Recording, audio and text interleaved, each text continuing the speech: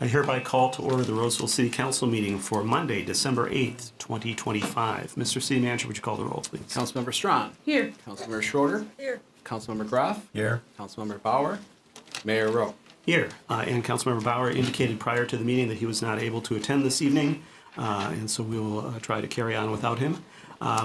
Wanted to make a couple of introductions at the beginning of the meeting here. Now we've done our roll call, and that is for our City Attorney, Rachel Tierney, who's on my right at the very end of the dais and will be helping us in legal matters. We also have our City Manager, Pat Trudgeon, who's on my left and will be helping out with a lot of matters over the course of the evening this evening. We'll also have other staff members and other presenters this evening that will introduce as agenda items come up. I do want to note to begin with, since we have a fairly good attendance this evening, that we want to make sure if you have a cell phone that you either silence it or otherwise assure that it doesn't disrupt the meeting this evening. And then I want to note for members of the public who are in attendance this evening that we do have extra copies of the meeting agenda on the back table under the clock by the back door, and those are available to you to help follow along with the agenda. We also do have a single copy of all of the meeting materials that the council will be considering this evening in a large 3-ring binder on the same table, and that is one copy for everyone to share. So you'll have to work it out amongst yourselves to do that. But I wanted to make you aware that that is available to you. Also want to note for folks who are attending the meeting this evening for the tax discussion or tax hearing, that is one of the first items on our agenda, and we'll talk more about what's involved in that when we get to that point, so be prepared for that. We also do earlier in the meeting before that have an opportunity for general public comment, and I'll talk more about that when we get to that, but different. We will have an opportunity specifically to talk about the tax and budget matters as part of that part of the agenda. That is actually item 7A on the agenda this evening, so as you're following, that would be the time for that item. I believe that brings us through the various housekeeping announcements. Oh, the only other thing I should note is that we do have with us this evening some special guests, which is the local Cub Scout Pack 634, based out of Emmett D. Williams. And I just learned at the start of the meeting that this pack has been around for 70 years, which is a pretty impressive feat in the community. Although I would note, I don't think any of the scouts are that old. So, but it was a pleasure to visit with them a little bit before the meeting, and they are actually going to be leading us in the next item on the agenda, which is the Pledge of Allegiance. So I'll ask folks to stand, if you're able, for the Pledge of Allegiance. Ready? Pledge allegiance to the flag of the United States of America and to the republic for which it stands, one nation under God, indivisible, with liberty and justice for all.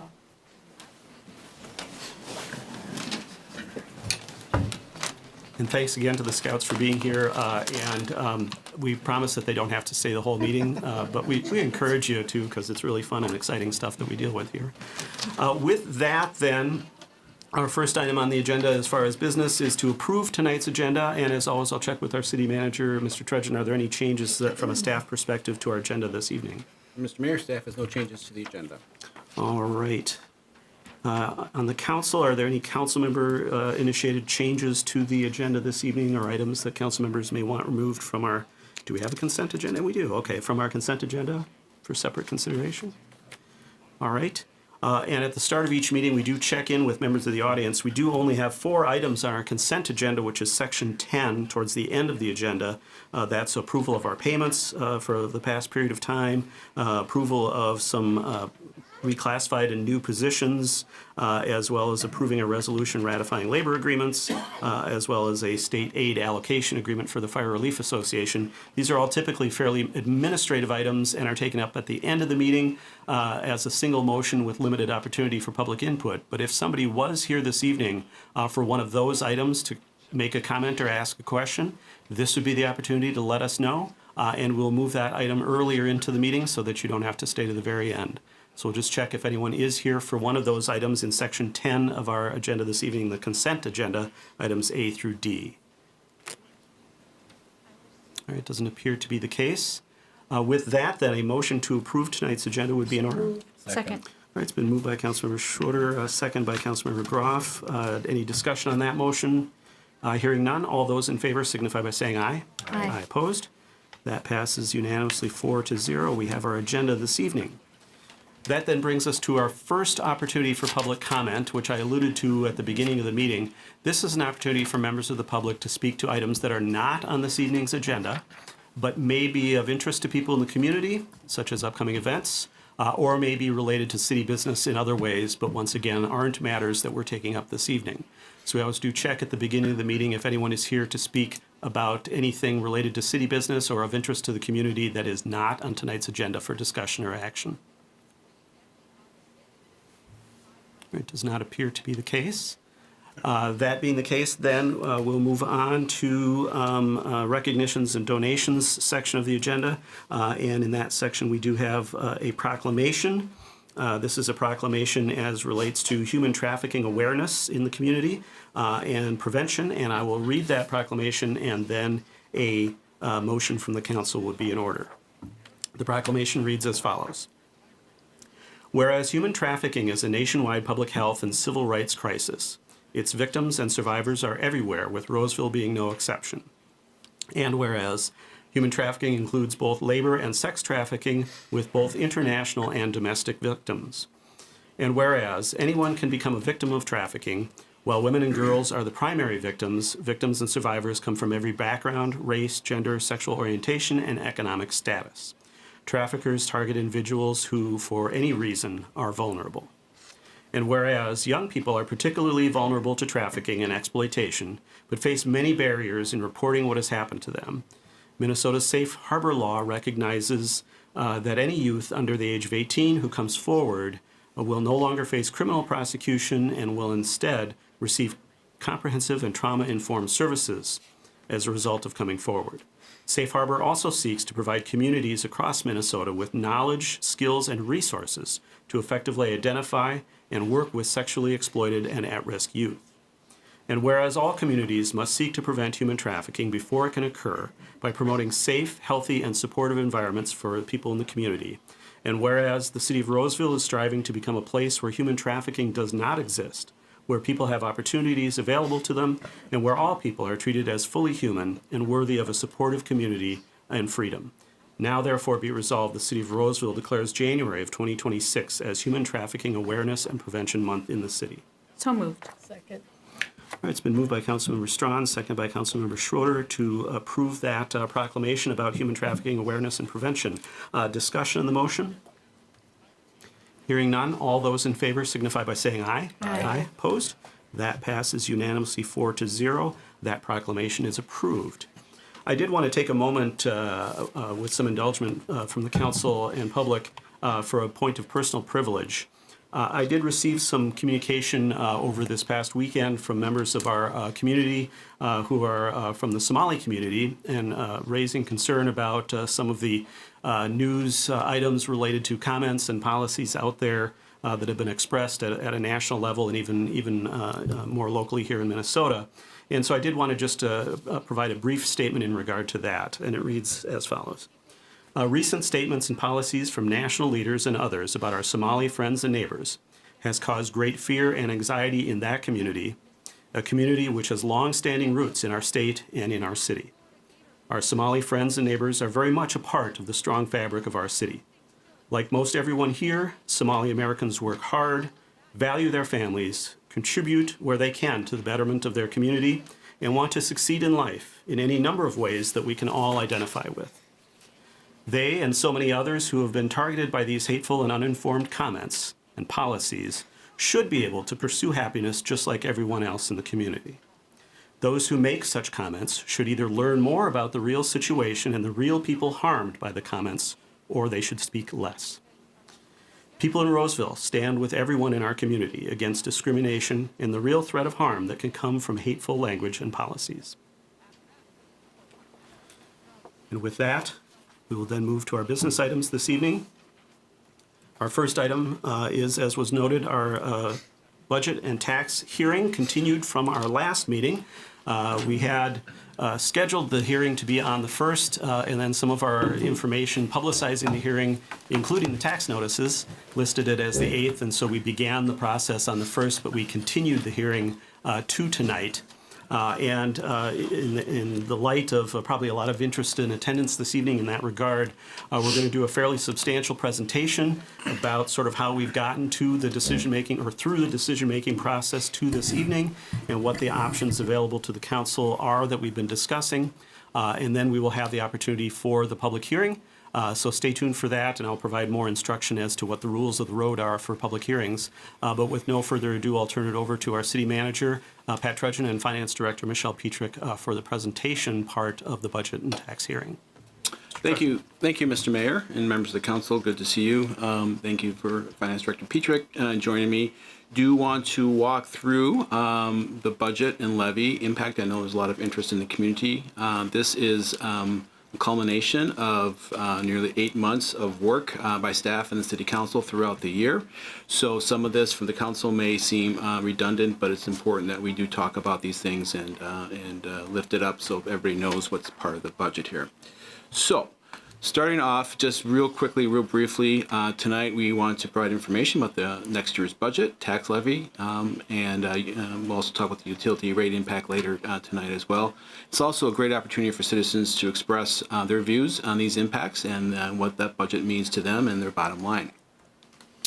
Before I get into the specifics of the budget and levy, I just want to talk a little bit about factors that affects the property taxes. Obviously, the levy that we would institute, along with the school district, the county, and some other taxing districts, does impact what people pay for taxes, and as that goes up, people will pay more. But there's also a couple other things that do affect what you pay for taxes. One is the assessed valuation of your property. Not all the properties rise or get lowered at the same rate.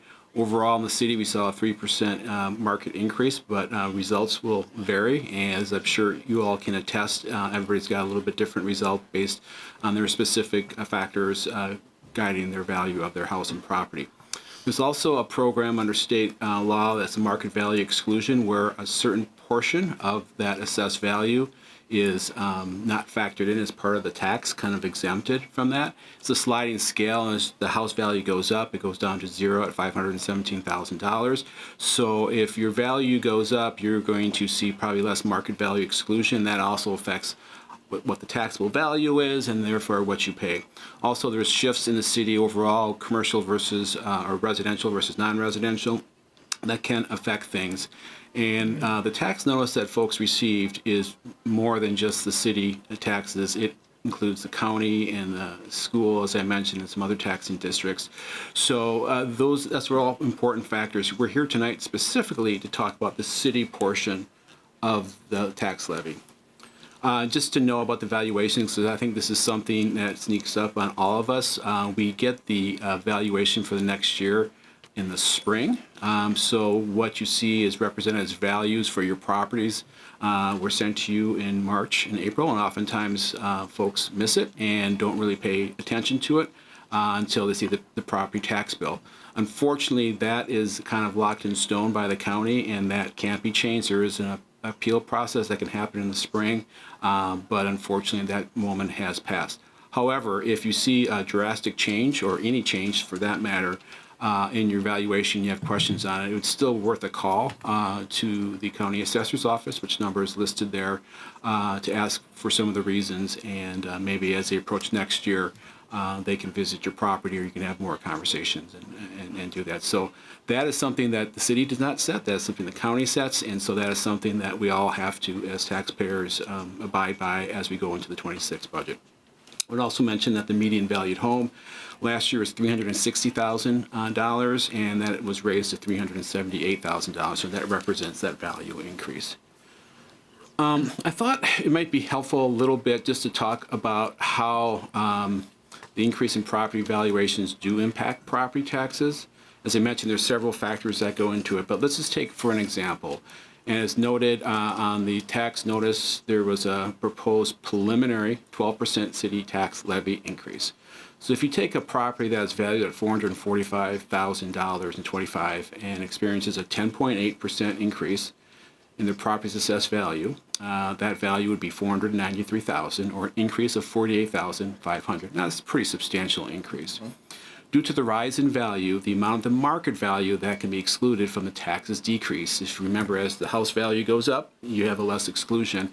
And in this case, it works out to be $3,672 less. So now you're getting more of your property being taxable. So that goes from $48,500 to $52,000. So you can see how that rises up there. As a result in this example here, that homeowner would see an increase of $370 total annually in city property taxes. Of that increase, about $123 can be directly attributable to the value increase, while the $247 is to the city's increase in the property tax levy. Once again, this is using the 12% levy example. So about 1/3 in this example is due to the valuation, that even if the city kept the levy the same here, you would still experience that increase due to the valuation increase. So just an example. Hopefully that's helpful for folks to understand. And everybody's situation will vary depending on what happens there, but I think it's important to point out that there's more factors than just the city tax levy that's impacting what people will pay for the city tax levy. As I mentioned, we did have many months of conversations about the budget process. I won't go through all these, but the City Council did receive the City Manager recommended budget in August. The Finance Commission also reviewed that and made a recommendation on September 15th. The City Council then adopted the preliminary budget and tax levy, and that was that 12% levy increase, and that is what's represented the tax statements that everybody has received. We've also reviewed the utility rate and fee schedule and held our first public hearing last week. We've also received comments from residents via budget comment cards and regular emails, so we thank everybody for that. So I want to walk through kind of how we got to where we are tonight here. So as I mentioned, on August 25th, I did present City Manager recommended budget. And this year I really characterize the main part of the budget as the base budget, which really reflects our existing programs and services and the increased costs that we needed to add to continue to provide those services. So the base budget proposed in August was $81 million, with a tax levy of $33 million and an increase of 7.55% over the 2025 tax levy. And I'll get into this a little bit more, but this is just to keep the continuing services that we have and just to reflect the rising cost for all those services. I think one thing I want to make sure is very clear that that $81 million budget number is not all tax levy. Only $33 million of that is from local property taxes. We have a large chunk of our budget that is paid through by charges for services. These also come from the residents more or less through utility fees, so for sewer and water and recycling. But they're not just all property taxes. So about 44% of our budget is funded through the tax levy and 43% charges for services, and then some smaller items, as you can see in the pie chart. So the budget that was presented, once again, this is the total budget. The main categories that is really driving the cost expenditures for that budget are personnel at 40%, our capital projects at 18%. Our capital projects are our infrastructure, our roads, our pipes, our parks, things like that that need to be invested in and improved and repaired and replaced. The other large expenditure is utilities, and this is primarily our costs to purchase water from St. Paul Water and to purchase sanitary sewer services from Metropolitan Council. Those costs are things that we incur that are then charged back to the residents as part of your utility bill. I would note that the budget number does fluctuate, obviously with the increases that do occur on a year-to-year basis. But one big variable often is our capital outlay. You can see we have $18 million of capital outlay. This is part of a 20-year capital improvement plan where we look at our infrastructure and plan for replacements and repairs of needed infrastructure over the years here. That does change on a year-to-year basis. For instance, last year we spent about $14 million in capital funds. So every year that will go up and down. And those funds are primarily, not exclusively, but primarily paid through by fund balance, which is savings that we've had collected over the years through a variety of means, mostly tax levy and some other charges through utilities to help pay for that. So it's kind of money we have in the bank that we're reusing, and we do not need to go back and ask for tax levy directly to support those capital improvements.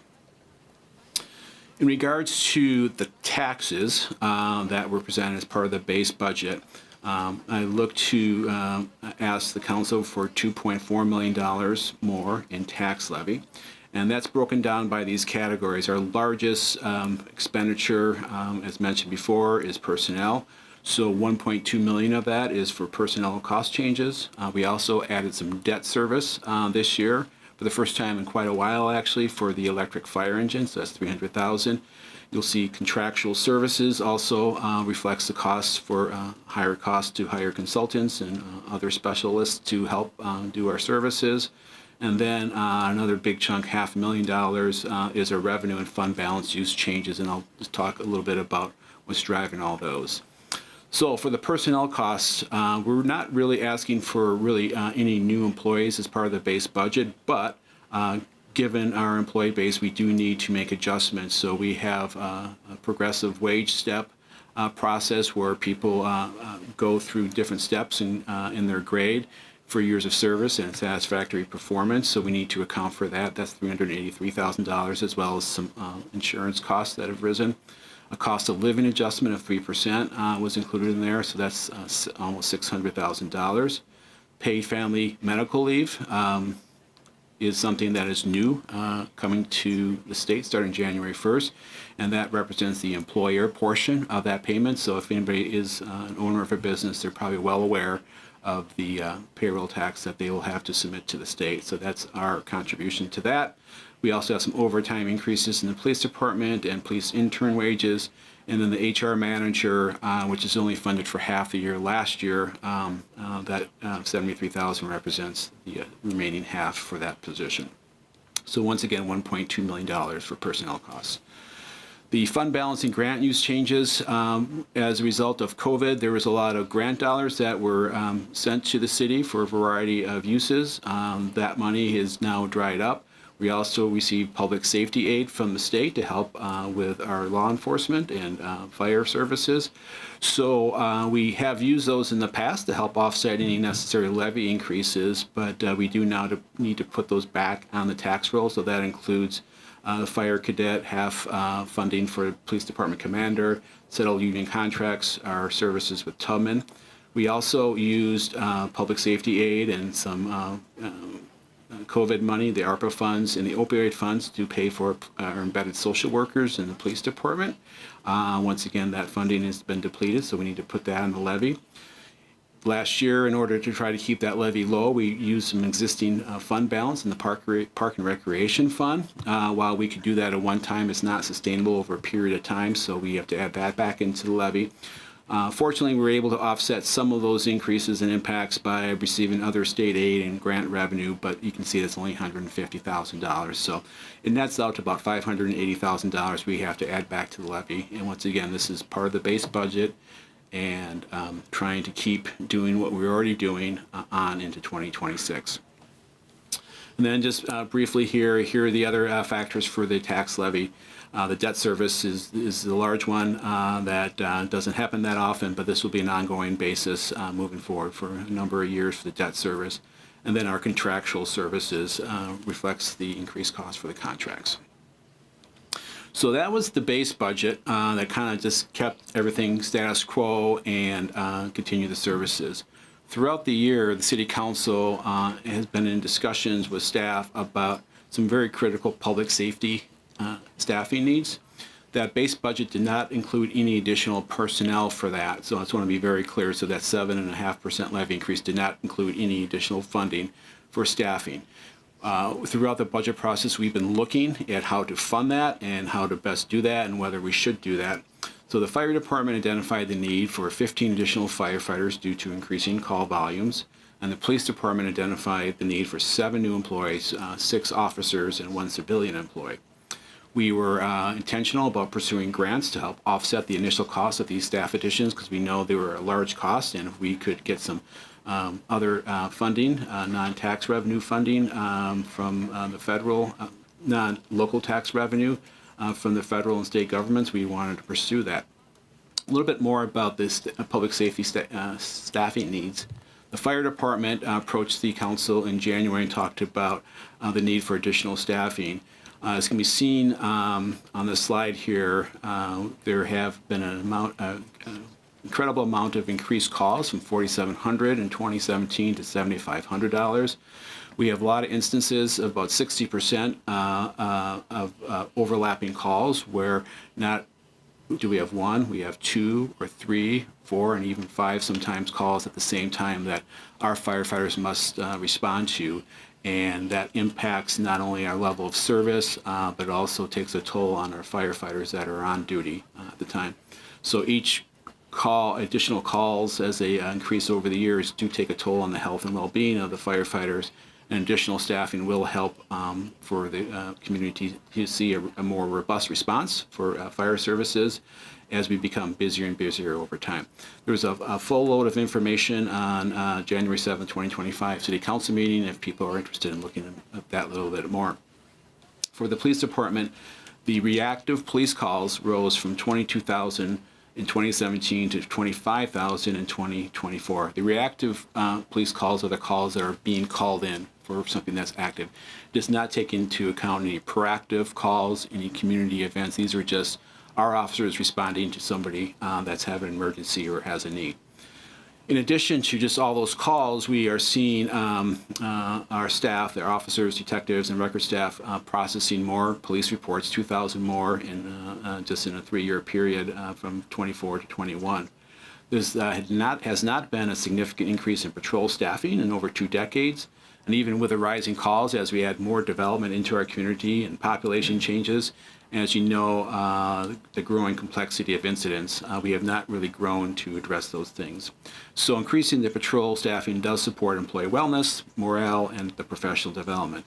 And once again, the City Council had a couple times where this item was discussed, and most recently it's the July 7th, 2025 Council meeting. There's information in that packet if people are interested in looking at that. So understanding that need and trying to sort out how best to address that, the council on September 22nd adopted a 12% levy increase, and that was done in order to provide the maximum flexibility for the public safety staffing. The City Council, I believe at the time, wanted to keep that still very relevant and see if we could pull that off. However, there were some unknowns. One was grants. We had grants, a SAFER grant for the firefighters and a COPS grant for the police department, but at that time when we set that tax levy, it was unknown whether we would receive those awards. We also have been discussing as a council the creation of a gas and electric utility franchise with Excel, and resulting from that franchise fees that could help offset some of the increases in the levy and also provide more capital funding to our infrastructure funds. However, that discussion was an ongoing discussion, and we're going to make that decision here, I think, tonight on whether we do that or not. So at the time, September 22nd, those were the 2 big unknowns, unknowing if we're going to have the grants and if we're going to do franchise fees to help offset the levy increase.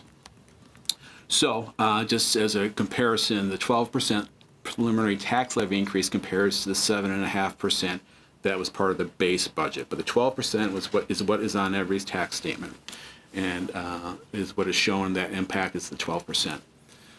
Fortunately, soon after we set that preliminary tax levy, the city was awarded both the SAFER grant and from FEMA in the amount of $3.9 million. Will help defray the cost of the firefighters over 3 years.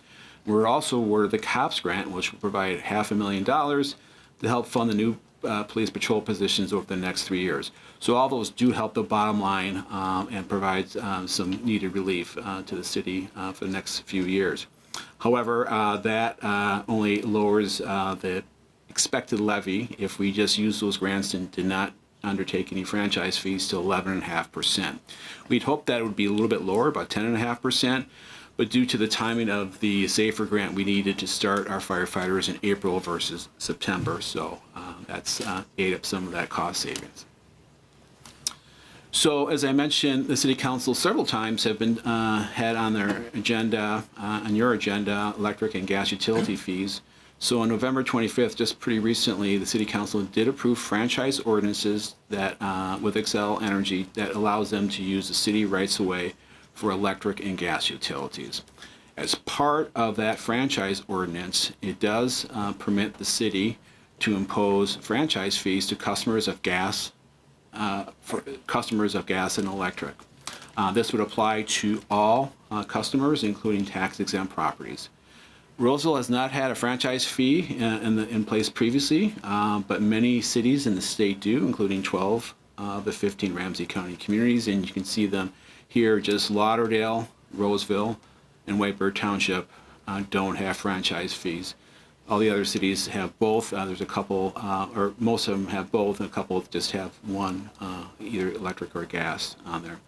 Now, I mentioned this not to state that fact that just because everybody else is doing it, we should do it, but it's really something that the council and the community should be aware as a tool that we can use, that's commonly used elsewhere to help offset tax increases that can really underpin our capital investments, in our case, or put towards expenses that city determines as necessary. So it's not just because everybody else is doing it, it's a strategy that I think is worth considering, especially in light of our budget and levy increases that we're looking at this year.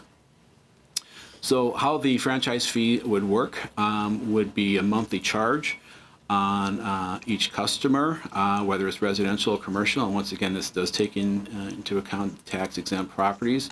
So the proposed fees for consideration for a residential will be $3 per month for electric and $3 per month for gas, a total of $6 a month, or $72 per year for the residential customer. This is not on the taxes, this is a separate bill, but we recognize this is still a cost coming out of the wallet of the property owner.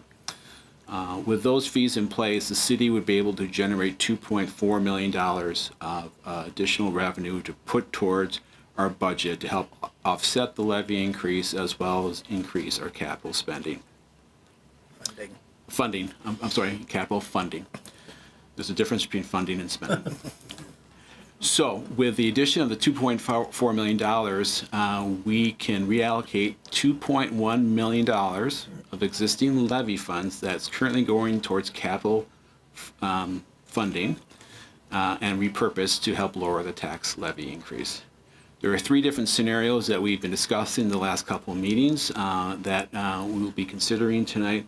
Scenario one does not implement franchise fees and will result in 11.5% levy increase, and that's assuming the funding for the public safety positions. Scenario two implements the franchise fees and reallocates existing tax levy to the capital and operational funds and will result in a 7.59% levy increase. And scenario three implements the franchise fees and reallocates all of that tax levy, that $2.1 million, towards the operating funds and lowers that to 6.22%. Just a little bit more about each of those scenarios, just to make sure it's clear. So scenario one includes all the base budget expenditures that I talked about previously. It adds the public safety personnel that includes the use of the SAFER and COPS grant. The firefighters will start April 15th. There'll be no franchise fees implemented and no additional capital spending. So once again, that's 11.54%. Or $15. Just to clarify, no additional capital funding. Funding, yes. Yes, thank you. In other words, no additional dollars going to our capital savings accounts, so to That's speak. correct, yeah. Thank you. I'm sorry, I keep mixing that up. So that leads to, for the median valued home of $378,015.71 more per month with that 11.5% tax increase, levy increase for the median valued home. Scenario two is a little bit more complicated. So once again, like scenario one, it does include the base budget expenditures and adds the public safety personnel along with the use of the grants. As $2.4 million of franchise fees are raised as part of the implementation of the franchise fees, we would look to replace $1.6 million of existing levy dollars that are going to the street fund, streetlight fund, pathway, parking lot fund, and public works equipment fund, and also supplement the vehicle and equipment fund for the police department and engineering services fund. We would also reallocate some parts of that existing levy to other vehicle and equipment funds that are listed there to help strengthen those funds. And we would put $1.2 million of that existing levy, this is not new levy, existing levy, towards the levy that we have proposed to offset that levy increase. And once again, that would get us down to 7.59% levy increase. And that average taxpayer, the median value taxpayer, would see $10.61 more per month with that levy increase. If you include the franchise fees, which we can't forget about, that's another $6 per month. So overall, the homeowner would see $16.61 more per month. Scenario 3, very similar to scenario 2. The big difference is that we would use all that $1.6 million that's currently in the capital funds towards the operation budget and not supplement some of those vehicle and equipment funds that we were doing in scenario 2. And that would lead to a 6.2% increase with an $8.83 a month impact for the median valued home. If you include the franchise fees on top of that, that's $14.83. So just in brief here, here's the different scenarios the council will be considering: 11.54%, 7.59%, or 6.22%. And you can see the monthly impact for the median valued home. And obviously there's probably 1,000 other scenarios you could look at, but these are the ones we have been talking about for the last couple of months. And just more graphically to put this into perspective here, this bar chart on the far left represents what the median valued home paid in 2025, $117.95 per month. Under scenario 1, that median valued homeowner would pay $15.71, and that is all additional tax levy. Under scenario 2, they would pay $16.61 more, with $10.61 new tax levy and $6 per month for the utility fees. And then for scenario 3, they'd be paying $8.83 and $6 more, $8.83 I should say, in tax levy and $6 more in franchise fees. The bar on the far right represents the Finance Commission's recommendation of no more than a 10% levy increase, which works out to be $13.72 more per month. It just gives you some perspective on the various options and scenarios that's under consideration tonight. A couple final slides here. Just want to point out our property tax dollars and what is the levy actually paying for. As you can see, as we break down the uses here, 56% of our levy funds are paid for public safety, police, and fire. That's followed up by Parks and Recreation and Public Works and Facilities. All pretty core services for the community, services and programs that the city routinely provides the city here. So really important core activities here. So any change to our levy does affect all 4 of those functions very seriously. So it's something I just want to make sure people understand a little bit more about where their dollars are going towards. This is a very busy chart, so I won't spend too much time on it, but this is showing the overall impact for the median value single family home. This factors in the city levy, the EDA levy, which is a fairly small amount, franchise fees if they're adopted, and then also the utility rates that will be coming up later in the night. So as you can see, in 2025, folks would pay $187.74 for all those things combined. Once again, with the utilities, they haven't been adopted, but as we look to what's being proposed, we ran them through the scenarios, and this assumes about 4,000 gallons per month of water usage, just to benchmark that a little bit. Scenario 1, they'd pay $205.84 or $18.10 more per month. With scenario 2, $206.75 or $19.01 more. And then with scenario 3, $204.98 or $17.24 more. So once again, just trying to put them in relative numbers so people can understand the impact, because there's a lot of numbers as part of this. A little bit of a miscellaneous conversation. I just want to bring this up. This is kind of one loose end that we haven't sorted out. As you know, in August, New Tracks came forward. They're currently providing a circulator loop through the community for primarily seniors to hop on a smaller bus-sized vehicle to go to a variety of places around Roseville and the area, mostly shopping, but also institutional things like the library. They have been operating that since, I believe, May, and a few years ago they also operated that pre-COVID. They're looking for some financial support to help underwrite their operation. They do receive donations and grant dollars and are asking for the city to provide $7,000 annually to help fund that. The map that's up there, it's probably hard to read in the audience, but stops at a variety of senior facilities and drops people off at a variety of spots around the community. This is something that has been growing in the East Metro and White Bear Lake, Venice Heights, Matamidi, and Forest Lake all have the service in operation, and they do, all those cities do provide some assistance to New Track. So something for the City Council to consider. If you were to if you were to consider that and approve that, we would have to change our resolution numbers that in there because the resolution numbers for the budget and levy do not include that $7,000. So we would have to pause if that's something you want to do and just do that quick number change, and then we can go from there. So one last thing. We talked a lot about the increases, so that impacts all of us. This is something that we want to make sure we have people aware of a variety of options they can do to help find some relief. On the slide is a listing of a variety of programs that the state has for helping dealing with rising property taxes through a tax rebate program.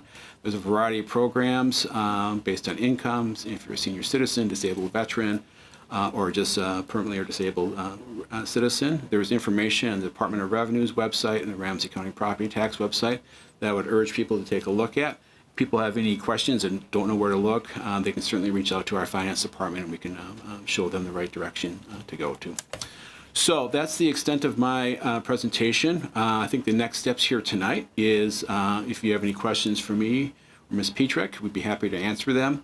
After that, the council should conduct the public hearing. After the public hearing is concluded, City Council and staff can respond to any questions that were raised, and then the council will have the discussion and deliberation on what they want to do with the budget. And there's a series of actions we need to take tonight: budget resolution, city tax levy resolution, EDA tax levy resolution, and then possible consideration of the franchise fees. So with that, I will pause and see if there's any questions. Be happy to answer them. All right, thank you, Mr. Treasurer and Ms. Petrick. Questions from the council? Councilmember Strawn. Thank you. Mr. Treasurer, can you please remind us what the percentage of the franchise fee is paid by the resident versus the businesses? So, let me just make sure I get this right here. Under the proposed fees, residents would pay 40% of the franchise fees, and the non-residential will pay 60%. And just as a way to compare that, in Roseville, residential user, I'm sorry, I got the wrong stat here. So residential customers comprise 88% of the accounts and will pay 40% of the fees. And the non-residential customers represent 12% of the total accounts and will pay 60% of those franchise fees. Thank you. Other questions, excuse me, for staff? This isn't a question, but a comment in relation to some of the things that I've seen online was a question about some of the staffing issues. And I think it wasn't something that Mr. Trejan mentioned in this. And this is something we've talked about since January when the firefighters brought this forward, and we've had discussions throughout the year. But I think it's really important to note that paid family medical leave is not optional. Most companies have to pay a 0.44% contribution based on gross wages. The city was able to negotiate a contract where we only pay 0.375 instead of 0.44. So we've lowered our overall cost in that. But it's not an option. Every employee in the state of Minnesota has access to paid family leave. And this, one of the reasons this is so important for our firefighters and for our cops is that This provides up to 20 weeks of paid leave for our staff, many of whom are in that childbearing, child-having ages. We have a very young force in public safety. Currently, they receive 80 hours a year, and if you're working 12-hour shifts, that's 6.5 days a year of vacation. So now, if you have access to 20 weeks of vacation, regardless of how many hours you work in that week, suddenly you have staffing issues like crazy. You suddenly have all these people who are out having children, and it's not that they get to choose. They have the right to participate in this. This is every employee in the state of Minnesota. So this is something that's going to deeply impact.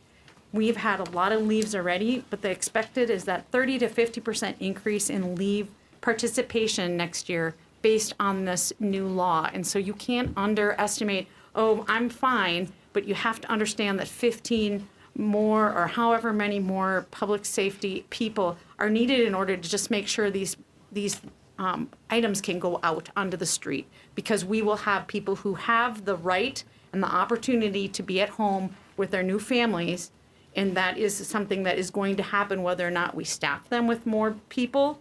And so I just saw a lot of this online over the weekend, and I think it's really important for people to see this impact as something that we cannot say no to. It is a law that's going into effect on 1/1, and every single person has access to it and will have the ability to take it, whether or not we choose to allow them.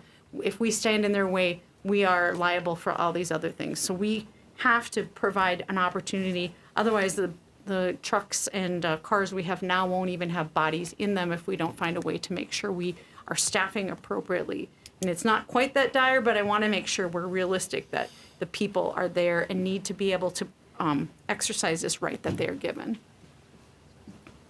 I do want to just correct one thing there. I think you had referred to it as vacation, and we need to be clear that It's paid family leave. Leave that you have to qualify for. You have to have circumstances that Yeah, qualify it's not for it. vacation. It's not No. vacation time, right? They yeah. So I currently earn 80 hours of vacation per Right, year, right. 6.5 days if you're working 12-hour shifts. But it doesn't, there are many reasons, it's very broad of why you could be away caring for a family member, caring for yourself, caring for your child, or bonding with a new child. There are many reasons. It is not vacation. It is Right. paid family leave. Many of the situations are medical.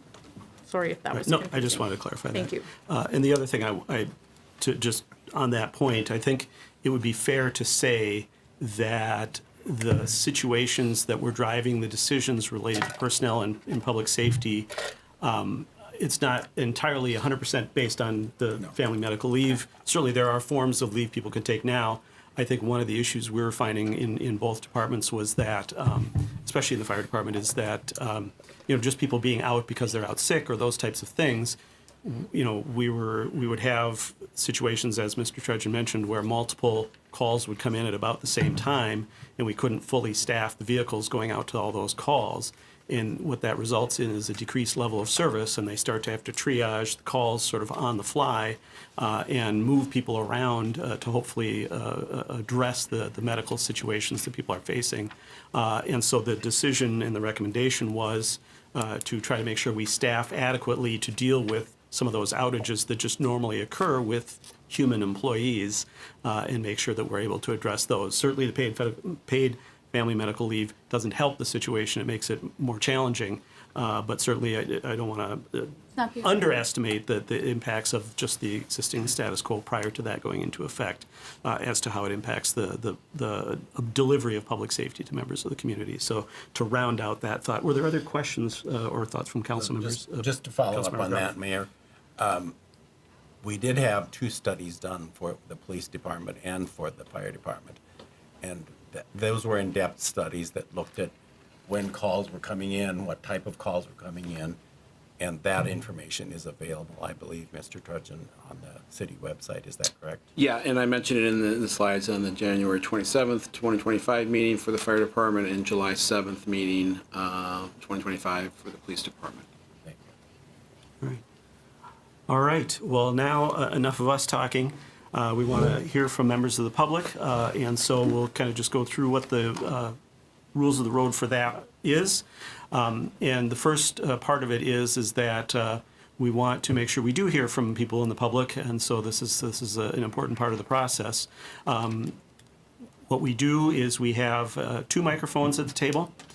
We can have one person waiting to speak while the previous person is finishing up their comments, so don't be shy about having a seat in the second chair to be ready to go when the previous person is finished. We also do have the ability for, if you want to be the next person, we've got some empty seats in the front rows on each side that you could certainly kind of queue up in to be ready to go to speak, just to keep the process moving.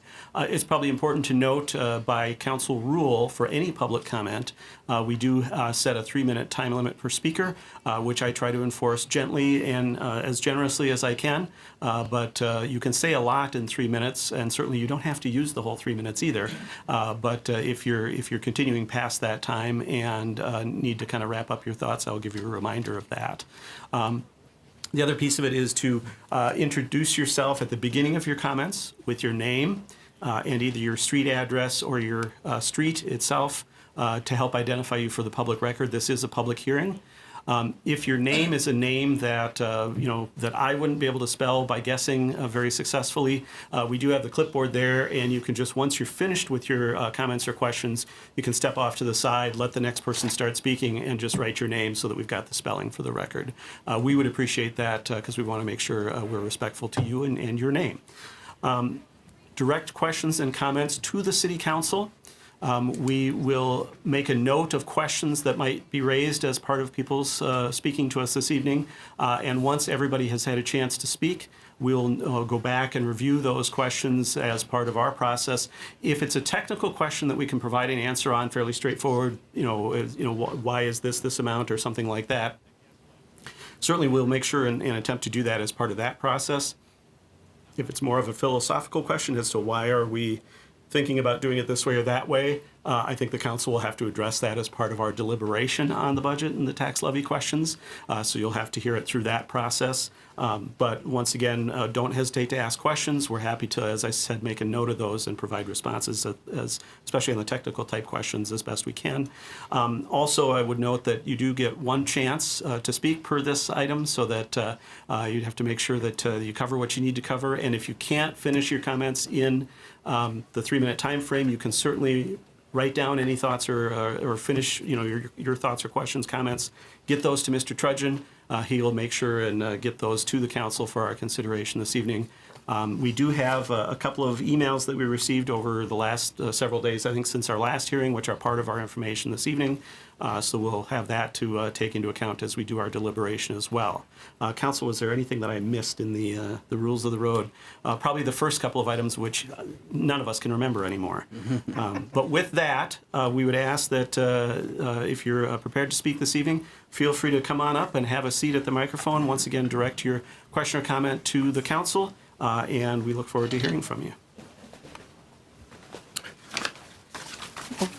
Good evening. My name is Greg Ryan. I do live in the Owasso Hills Court area.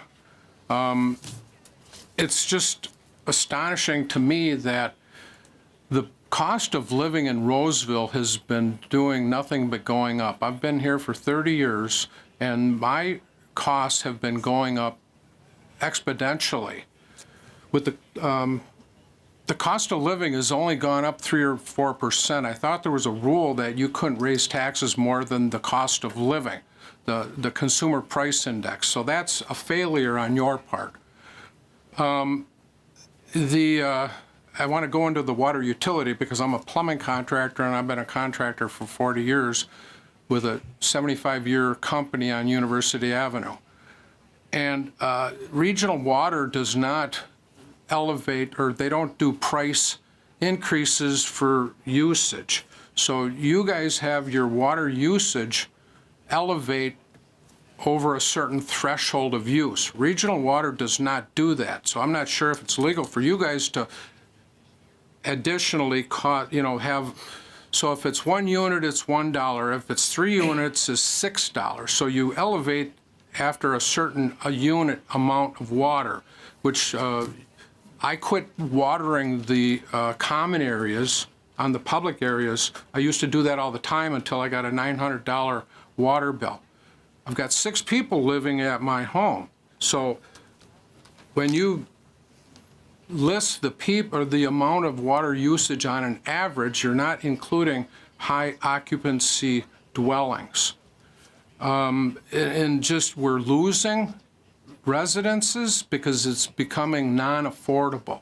You put 0.5% on the sales tax, which is going to drive people, last June or something, you put 0.5% sales tax on all sales in Roseville. That's going to thwart any future business ambitions to open up a business or a retail store. And then the people that actually buy that are usually residents of Roseville who have to pay more. Elderly who are on a fixed income. You're killing these people.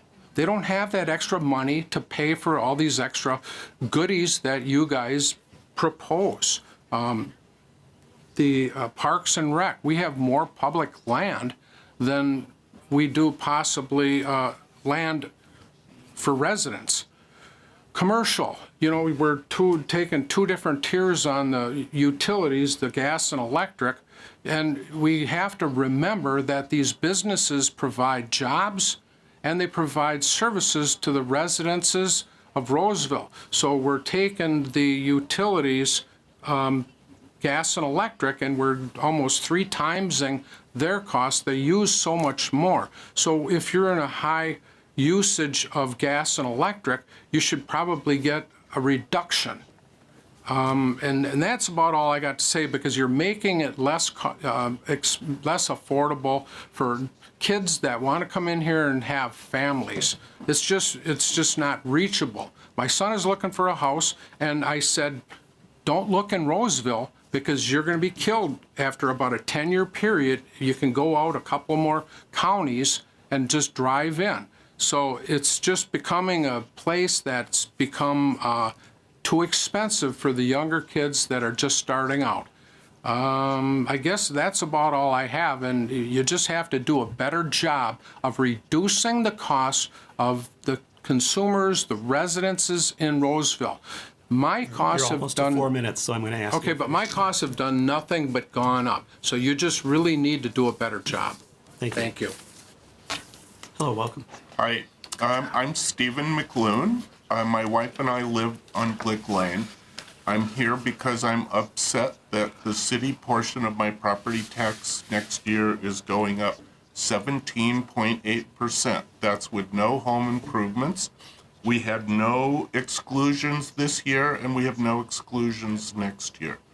I'm upset to see that the city budget's going up 7.5%, not counting the franchise fee that I just learned about that you're going to charge me. And inflation, on the other hand, most economists are estimating it at about 3%. Social Security decided to give us a 2.8% increase in our Social Security checks next year.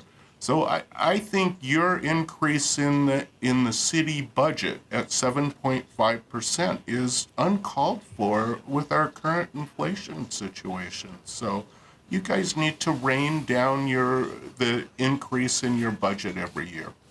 Thank you. Thank you for your comments.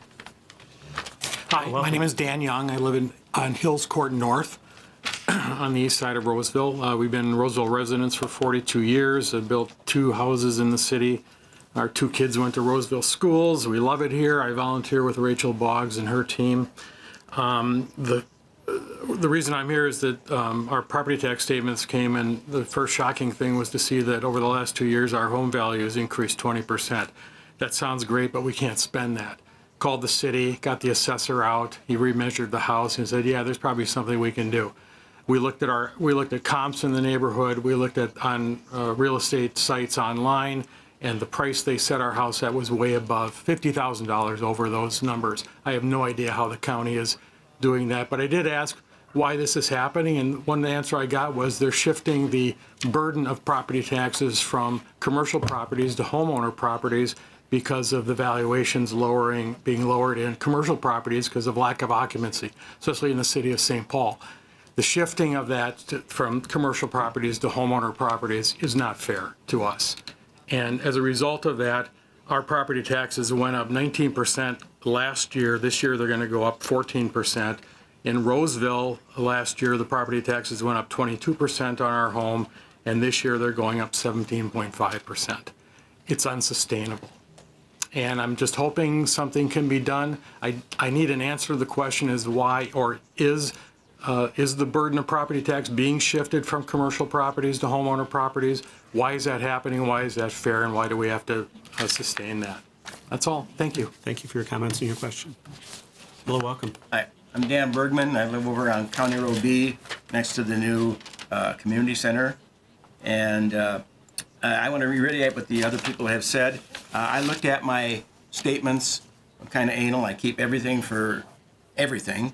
So for the last 8 years, I'll just go back 8 years. I've got 30 years worth of stuff there. My property value has increased 36.06%. In that time frame, the last 8 years, my property taxes have gone up 56.53%. Over that's 6% a year average.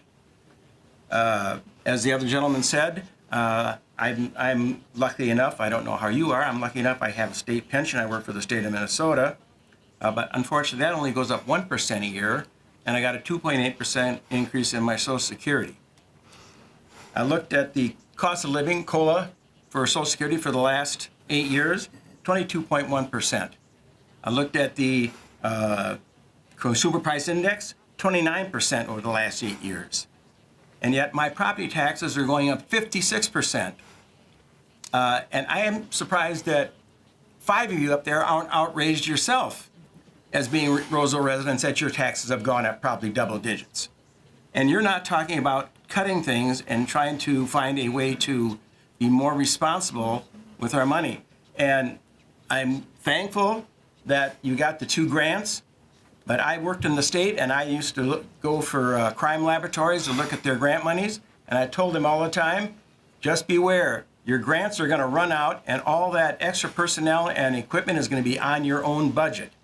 So when those things run out in 3 years, this is going to be peanuts jumping up 16%. It is probably going to go up 30, 40, 50% on my taxes because of the additional. Not that we don't need them, but I'm just going to be aware that this is going to jump tremendously. So it's just a venting. I don't know if there's anything you can do about it now, but I will certainly be back earlier in next spring to reiterate these same concerns and that you control the expenditure somehow. Thank you. Great, thank you for your comments. Hello and welcome. My name is Sharon Sparks. I live on Little Bay Road, and I agree with all the gentlemen that have spoken so far. I appreciate the research they've done. I didn't go into that much depth, but we have been a resident since 2001, and our home was built by my parents in 1971. So I have a history going back that far, and what is happening with these taxes is just unbelievable. And our home alone, our taxes, if you implemented, and I understand that it's going to probably go down, it would be a 17.82% increase for 2026. My husband and I went and looked at the increase from 2024 to 2026, 51.44%. That's unacceptable. I don't know. If you can prove that you're trying to cut costs, I'd like that answered. And I'd also like to know how I can find out, like, some of the positions. It seems like the personnel expense is really high. What the positions all are and what they make. I could only find the 3 top paying positions. And then I also, to end, I'd like you talk about this utility fee. Why aren't you calling it a tax? It seems to me it's another tax. I'm done, so thank you. Great, thank you for your comments.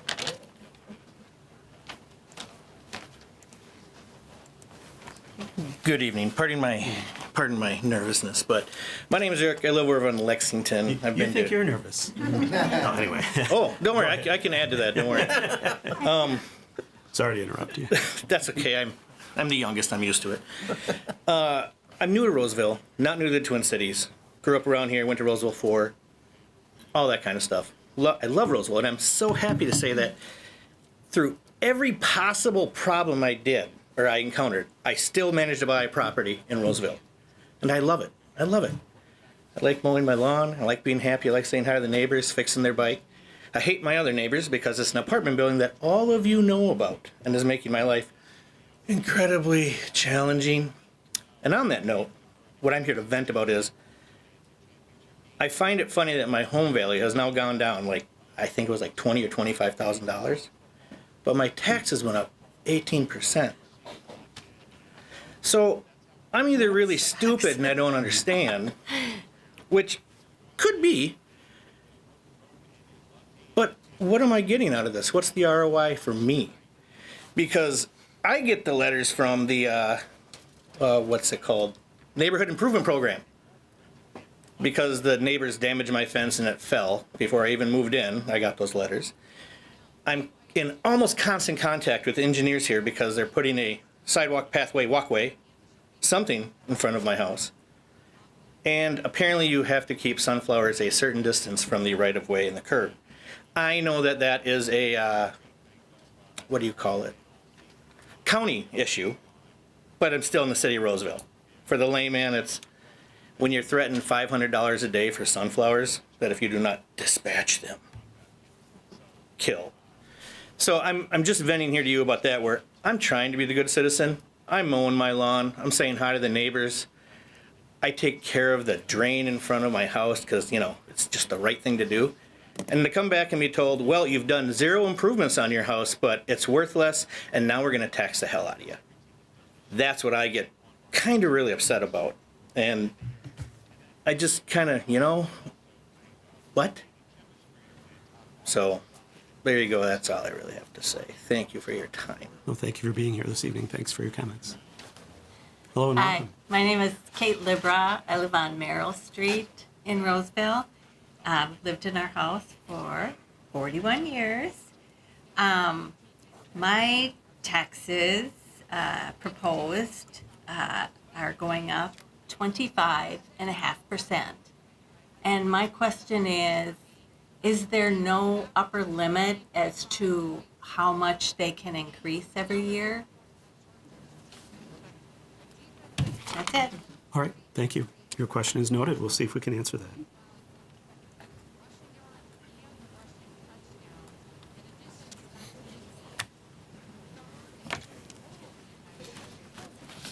Hello, my name is Diane.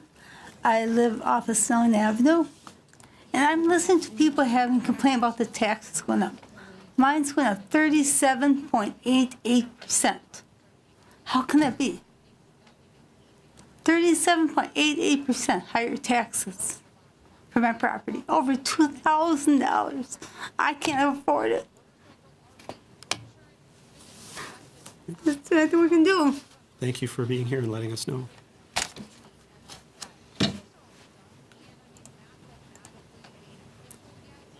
Is there anyone else from the public who wishes to speak at the public hearing about the budget and tax levy and fees? My name is Dean. I live on Schreier Avenue, and I've listened to all the people say that stuff about their increases, and I totally agree with that. And I'm like, we want to come up with a solution to get our property taxes down. Some of the stuff that bothers me, that I've grown up or been here a long time, is the fact that when I first moved in, the police presence in my neighborhood, and I was working at the time, I'd see a car come through my neighborhood on a daily basis, which I liked. Now I don't really see them. And what I'm seeing happening is things are getting out of hand, and it's snowballing with issues that are minor issues, and I think. But now I'm told is we're not going to do these minor issues because we don't have the people to enforce these things. Like the plowing they used to do, if it's over 3 inches on the street, you had to get your cars off the street, and you get a ticket. Well, they're not doing that stuff. And all that stuff, I'm saying these minor things, when tabs are expired and you're not pulling cars over for expired tabs, that's money that goes back to the city, can take care of our roads, which I think would hopefully reduce our property taxes and kind of help us out that way. But when you're not doing those things, and I just see it snowballing in my neighborhood. You get people parking the wrong way on the streets. You know, I mean, some of these, they sound petty, but those things, they add up and they snowball. And those things, if they take care of some of those things, I think could bring our property taxes down. 37% for somebody's property tax to go up is unreal. Mine didn't go up quite as much, but it still went up 4 times as much from last year to this year, which is not real. I mean, how anybody can afford the houses in Roseville as a young family at that price? You're talking 378 as a medium family house. Where's a $378,000 house in Roseville? There really isn't that many of them that way.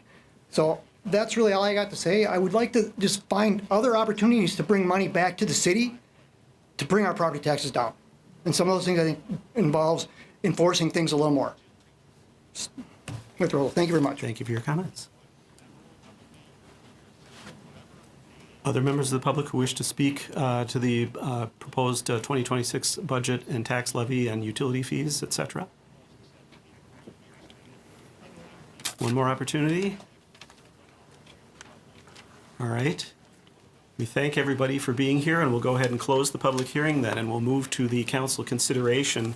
We did have a number of questions that were asked, and so I do want to make sure I provide answers to those, and you may or may not want to stick around for those, but all right, we'll answer them anyway.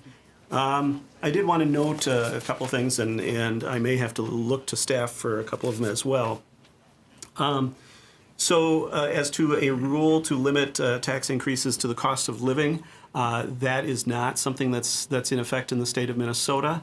I know sometimes in the past, sort of at the whim of the legislature, because it changes from legislature to legislature, such types of limits have been imposed on cities on sort of a short-term basis, but it's been probably at least 10 or more years since the last time that was in place.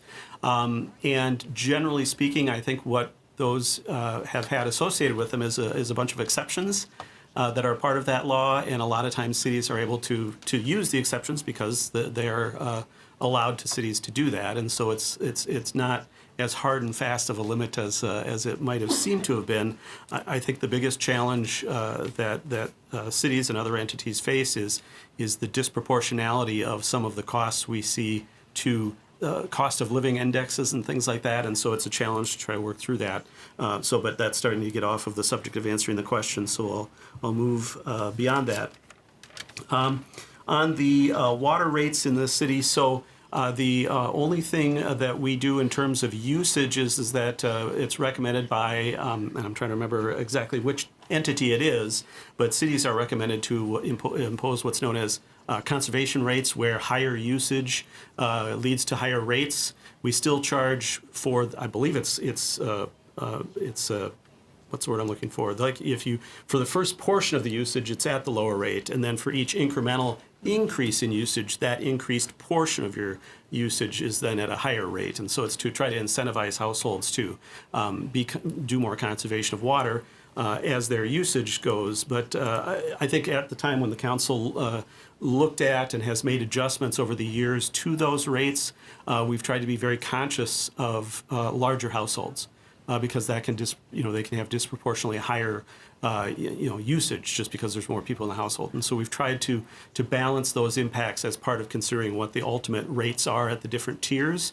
And that's not to say that we're perfect in where we are now, but we're not at this point anyway proposing to make any changes to that. And it is correct that while St. Paul Water doesn't charge a different rate based on usage by individual households, because they're not tracking that, they're just charging how much goes through the meter for the city. There is that provision that cities are encouraged to have that conservation rate structure. The other thing I'll say is that St. Paul Water just did a pretty major capital project at their facility off of Rice Street, and so they had a pretty significant increase or increases over several years on their what they charge the city that comes through the meter, and so that's part of what the city's trying to reflect in our changes to our water rates as well. That's water rates. The sales tax, actually, certainly residents do pay a portion of the sales tax, not necessarily directly related to our sales or our property tax levy discussion this evening, but certainly it's acknowledged. I think, if I remember from the information we had gotten from the University of Minnesota analysis, that was 40% or less of the residents Yeah, Or how did that go? 64% of non-residents will be paying the sales tax. Okay, so the two-thirds. purchases in Roseville, essentially 64% of purchases subject to tax in Roseville are non-residents, which when you think about it, we are a fairly major retail hub for the region, so that it's not to say there isn't impact certainly on Roseville residents. I just wanted to provide the ratio. Let's see. So, the shift on property tax burden from commercial to residential, it is not a specific decision that was made by anybody. It was simply a state of the assessed values as they came out of the county from year to year. It can shift both directions depending on which classes of property are increasing faster or increasing less. And in this particular year, I can't remember what it's very difficult to gauge for commercial properties unless you look at it overall, because there's so many different property values and types of commercial properties. But in general, I think there was, as was noted, a bit of a shift from residential to commercial overall. But it's strictly just based on working within the state's system of assigning classes to properties and then using the levy that each entity certifies to the county to divide the total dollars that the city, say, asks for by all the different class types, and that determines the rates that are paid by those class types. And so that's really where that all comes from. That shift is really primarily driven by assessed values of the properties. And so that from year to year can change. It can go either direction. And this year it sounds like it's been a bit of a shift to from commercial to residential, and I just want to confirm that that is actually the case. Yeah, okay. So that hopefully helps answer that. Oh, as to is there any kind of limit on the increase? Actually, I believe under state law there is a rebate program or a refund program for property tax payers if their increase is more than a certain amount per year, or at least there has been. I don't know if that's still in effect. Seems to be still in effect. So you have to, and it may or may not be income-based, but I thought it was just strictly based on the value. Okay, it's income-based, all right. No, it's not. Oh, it's not. There are some, let's see, there, okay, I was gonna say, yeah, our finance director is saying no, I think you're saying no, so, but we can get confirmation on that. There are other programs that are income-based, but I believe that the rebate based on just your increase from year to year is not necessarily income-based, but it may also be subject to some of your value changes in your house and things like that. That's correct. There is one that is income-based, but there also is one which previously, if your taxes increased by 10% or more, you could qualify regardless of your income.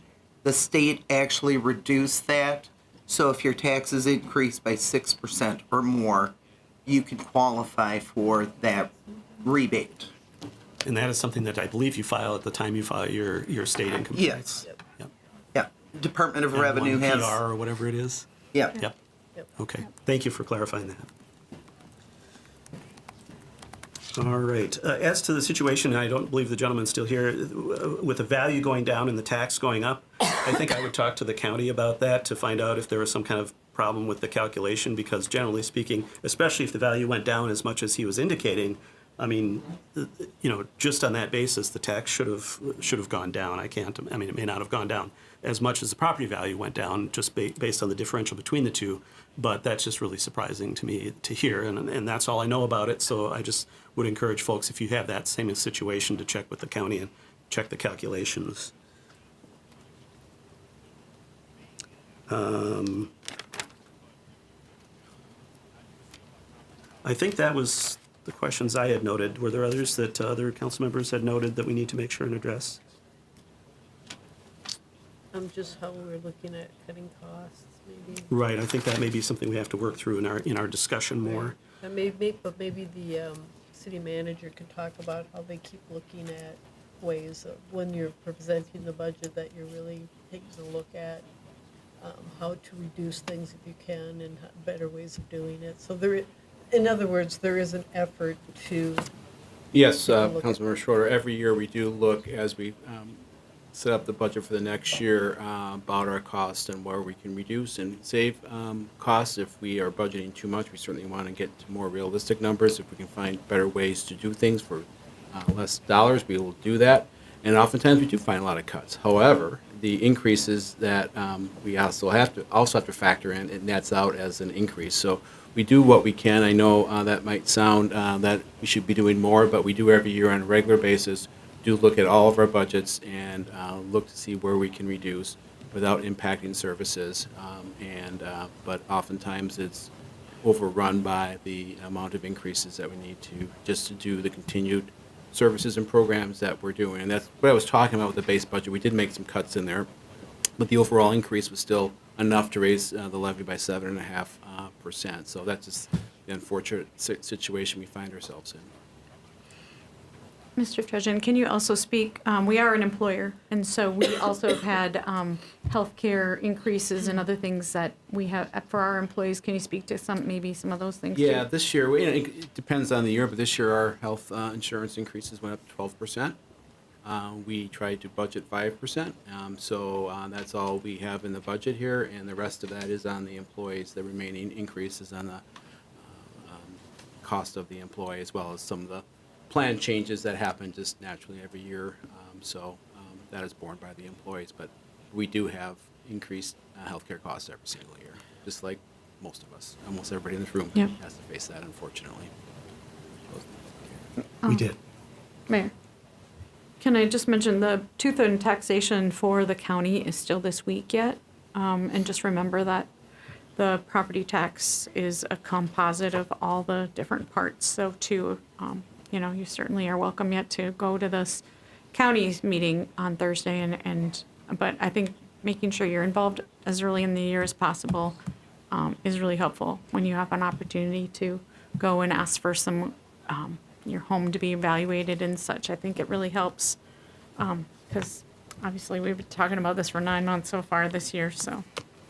Well, and I think that's a good point is to, when you get your value, or when you get your home evaluation notice or home value notice from the county in, I think it's March or April timeframe, definitely make a note of how to contact the county and appeal or contest the value. And the reason is that you can imagine that all of the commercial property owners in Roseville, when they get their notices, they have an army of people in many cases who are going right to the county. For instance, one of our largest retail taxpayers in Roseville, property taxpayers, don't even have to name names, pretty much on a routine basis goes to the county to contest their value, and certainly they are benefiting from that in terms of their total tax bill at the end of the year. And just once again, as to how the mechanics of the system works, the city goes through a budgeting process. We determine what all of our costs are. We try to make adjustments and reductions wherever we can. Ultimately, we come up with the total amount. We subtract out the amount that's paid by utility fees and what those are proposed to be, the amount that's paid by any other sources. Whatever's left is the amount that we certify to the county as the total tax levy for the city of Roseville. Then the county goes through a process of dividing that amount by all of the property values, essentially proportionally based on the types of properties they are, and that ultimately is what your tax is. So we have very little ability to control what any individual property's tax is. All we can do is determine how much we can and should spend, and how much of that is not covered by non-levy sources. Whatever is left is essentially what then we certify to the county, just to help understand sort of the big picture of the process. So your valuation as it relates to other people's is important because that can shift the burden. We talked about shifting burdens earlier. It can shift the burden even between individual residential properties. If your value goes up faster than a neighbor does, the burden is going to shift more to you. We could get into a debate about the fairness of the property tax system, and I think I'd be on a lot of your sides as far as the fairness of it. I think that we probably could have a better way of funding local government. We don't have that. That's what we've been given by the state legislature. Cities are created by and are very much beholden to the structure that is put in place by the state, and so we have to work with the tools that we have. I believe that kind of gets to most of the technical questions. We do have some of our discussion about funding levels and things like that. Did you just have a clarification? I just want a clarification, either you or Mr. Trudgeon. Do you have a dollar figure that the 0.5% tax, when it went into effect, how much you generated so far? Okay, so we do have a question about just the sales tax, which once again isn't part of what we're talking about here, but to answer the question, Mr. Trudgeon, I think we've got some fresh information from the state on that, actually. Yeah, so we do get it on a monthly basis. I think we've only had 2 months of collection, and we've got about $1 million of sales tax revenue. We estimate between $5 to $6 million per year we generated through the sales tax. And just to point out, that sales tax is very specific use. We can only use it for a maintenance operations center. We can't use it for operations and property tax. So that was a special legislative bill that was passed to allow us to have the referendum and so on and so forth. So it's about $5 to $6 million a year, but that unfortunately can't impact any of the property taxes. All right, and thanks for that question. I believe now we, as a council, have some decisions to make and some discussions to have. And the way we've kind of structured it is first to talk about the budget and the spending side of it, because those decisions can drive then what ultimately we decide in relation to the funding of those expenditures. And I do want to note, just to start off the conversation, the discussion about cutting expenditures. As a service-providing organization, the city is extremely heavily into personnel costs. That's one of the biggest chunks of what we do. And so when we talk about reducing costs, oftentimes it is a reduction in personnel, and then that translates to reductions in services to the community. And we've actually, City Manager Trudgeon and I were talking about that earlier today. We had an exercise a few years ago, now probably more than 10 years ago, where we prioritized, attempted to prioritize all the city services, and some of the lowest priority, although not zero, priority services were things like public skating rinks in our parks and things like that. And the city manager at that time had proposed to eliminate some number of the rinks, if not more so the program. There was a council chambers full of residents who were very disappointed that the city was going to make that change. So it just kind of shows how difficult it is. It doesn't mean that those kinds of questions shouldn't be asked and shouldn't be discussed, and we shouldn't be looking at how we can change how we do business. I think one of the things that the city's been very good about is looking at efficiency and using, computerization, using programs, using things like that are available to try to limit the need to have more people doing the work. I think the other thing, just as an editorial comment on my part, and I've said it at previous budget discussions, I think the city of Roseville has been a very lean organization for many, many, many years. I think that where some of the debate might happen in the public is, for instance, how much should we do in terms of parks and recreation programs? How much should we do in terms of other things that the city does, perhaps assistance to building projects or development, things like that? And we can have those conversations, but ultimately, a lot of what drives our expenses, as I mentioned before, is the personnel side of it, and it's because we're a service entity. And so to do a lot of significant cutting starts to really have an impact on the services that we provide to people. Once again, it doesn't mean we shouldn't have conversations about how to do things better, but I think we've really been working as a pretty lean organization already, and that doesn't necessarily make it feel better when you get a tax bill that looks like it does.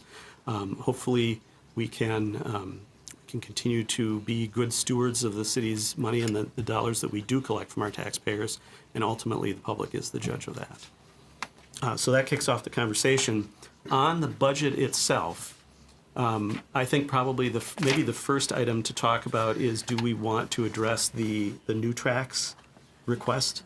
And if so, how? And so I'll kind of open it up for the council feedback on that. Councilmember Strawn. As many people know, we also had a presentation from Peter Lindstrom at the Met Council a couple weeks ago. And while I think it's great that we have this opportunity with new tracks, I have a hard time when it is a duplication of services that are already provided to our residents in the city, especially since seniors can participate having door-to-door transit within Roseville at their own time frame and in their own leisure for $1. And off service where new tracks is pretty specific about when they can go and when they can't. I think if we didn't have that opportunity, and in the past it was a wonderful asset, but I do struggle with adding it to our budget when we are already concerned about budget impacts and it has a lot of duplication of resources and availability. Right, Councilmember Schroeder.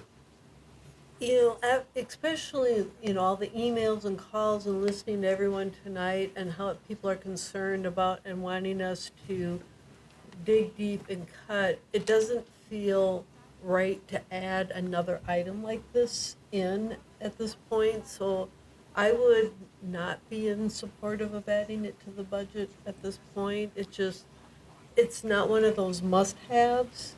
And I think trying to be is very aware, and I'm not saying the service isn't a good service. At this point, I don't think it's wise to put another burden on the residents. That's just my thought. All right. Other thoughts, Councilmember Graff? I would totally agree with what's been said.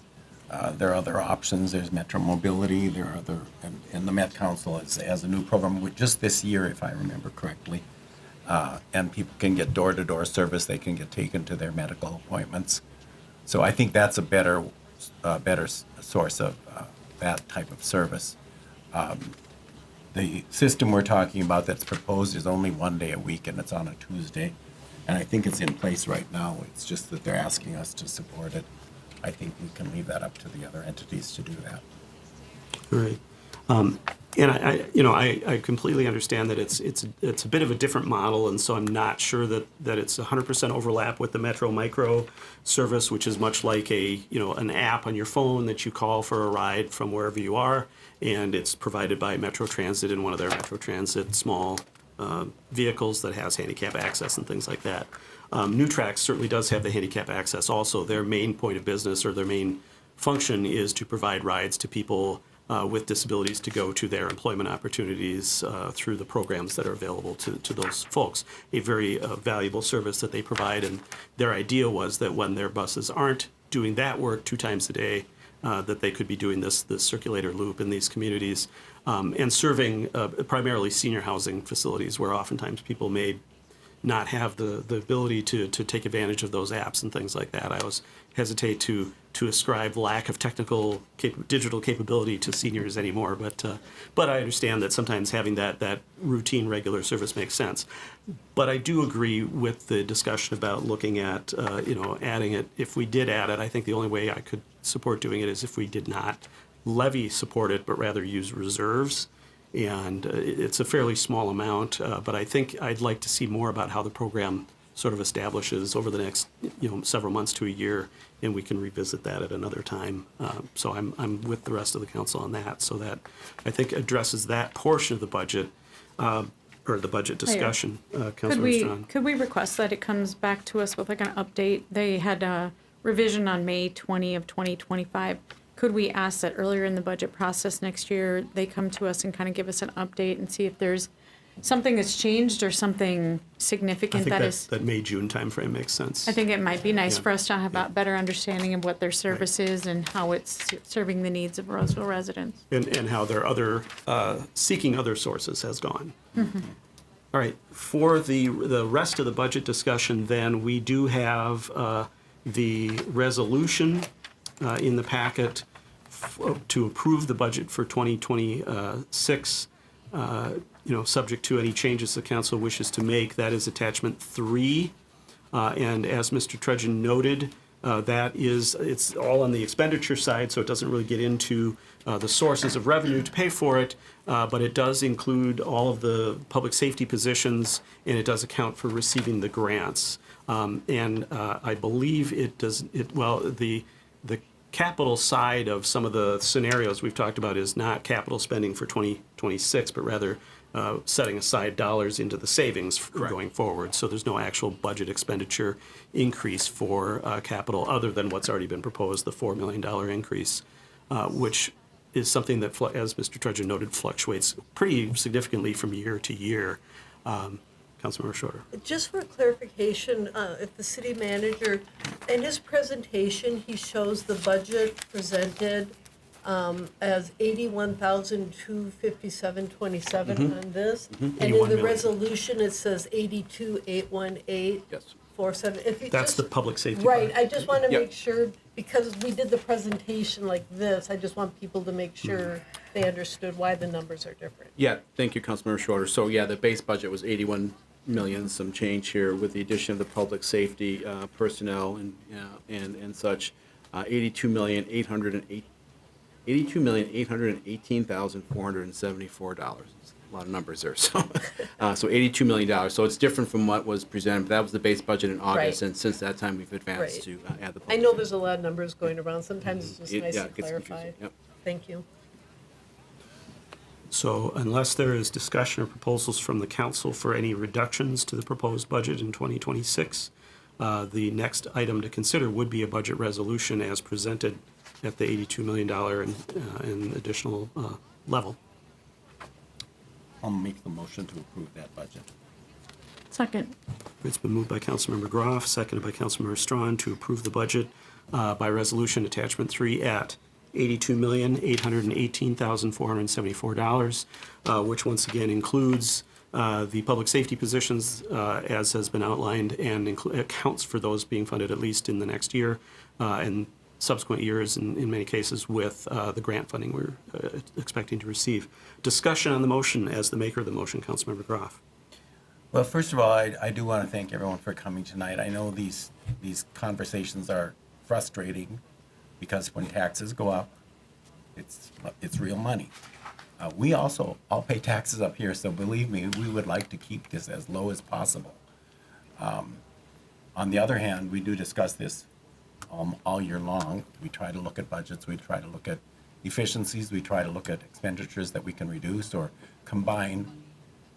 But people also want services, so whenever I ask people, where should we cut, I don't get much of a, they don't want to cut parks, they don't want to cut the police, they don't want to cut the fire department. These are the major expenditures in our budget. So I guess I'm just trying to explain where I'm coming from approving this budget. It isn't something we've taken lightly. I want to clarify that very clearly. And so that's why I'm supporting this budget. I think we've looked at it carefully, and I don't see any places where we can cut it at this time. All right, Councilmember Strawn as the seconder of the motion. I think I shared enough. Thank you. Okay, Councilmember Schroeder.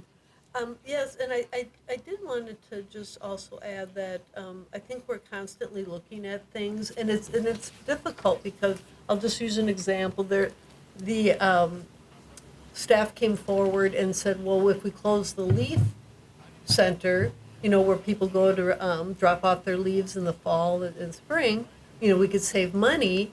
There's a lot of people that were very upset about cutting that service. And so sometimes it's very difficult to try to make that decision on what services should we continue to have and which services should we try to cut. So there is some difficulty in that aspect of it too. And I guess, what Councilmember Groff said, we would love to hear if people have some thoughts too on, what services they'd be willing to maybe not have, and that would give us some direction on something to look at.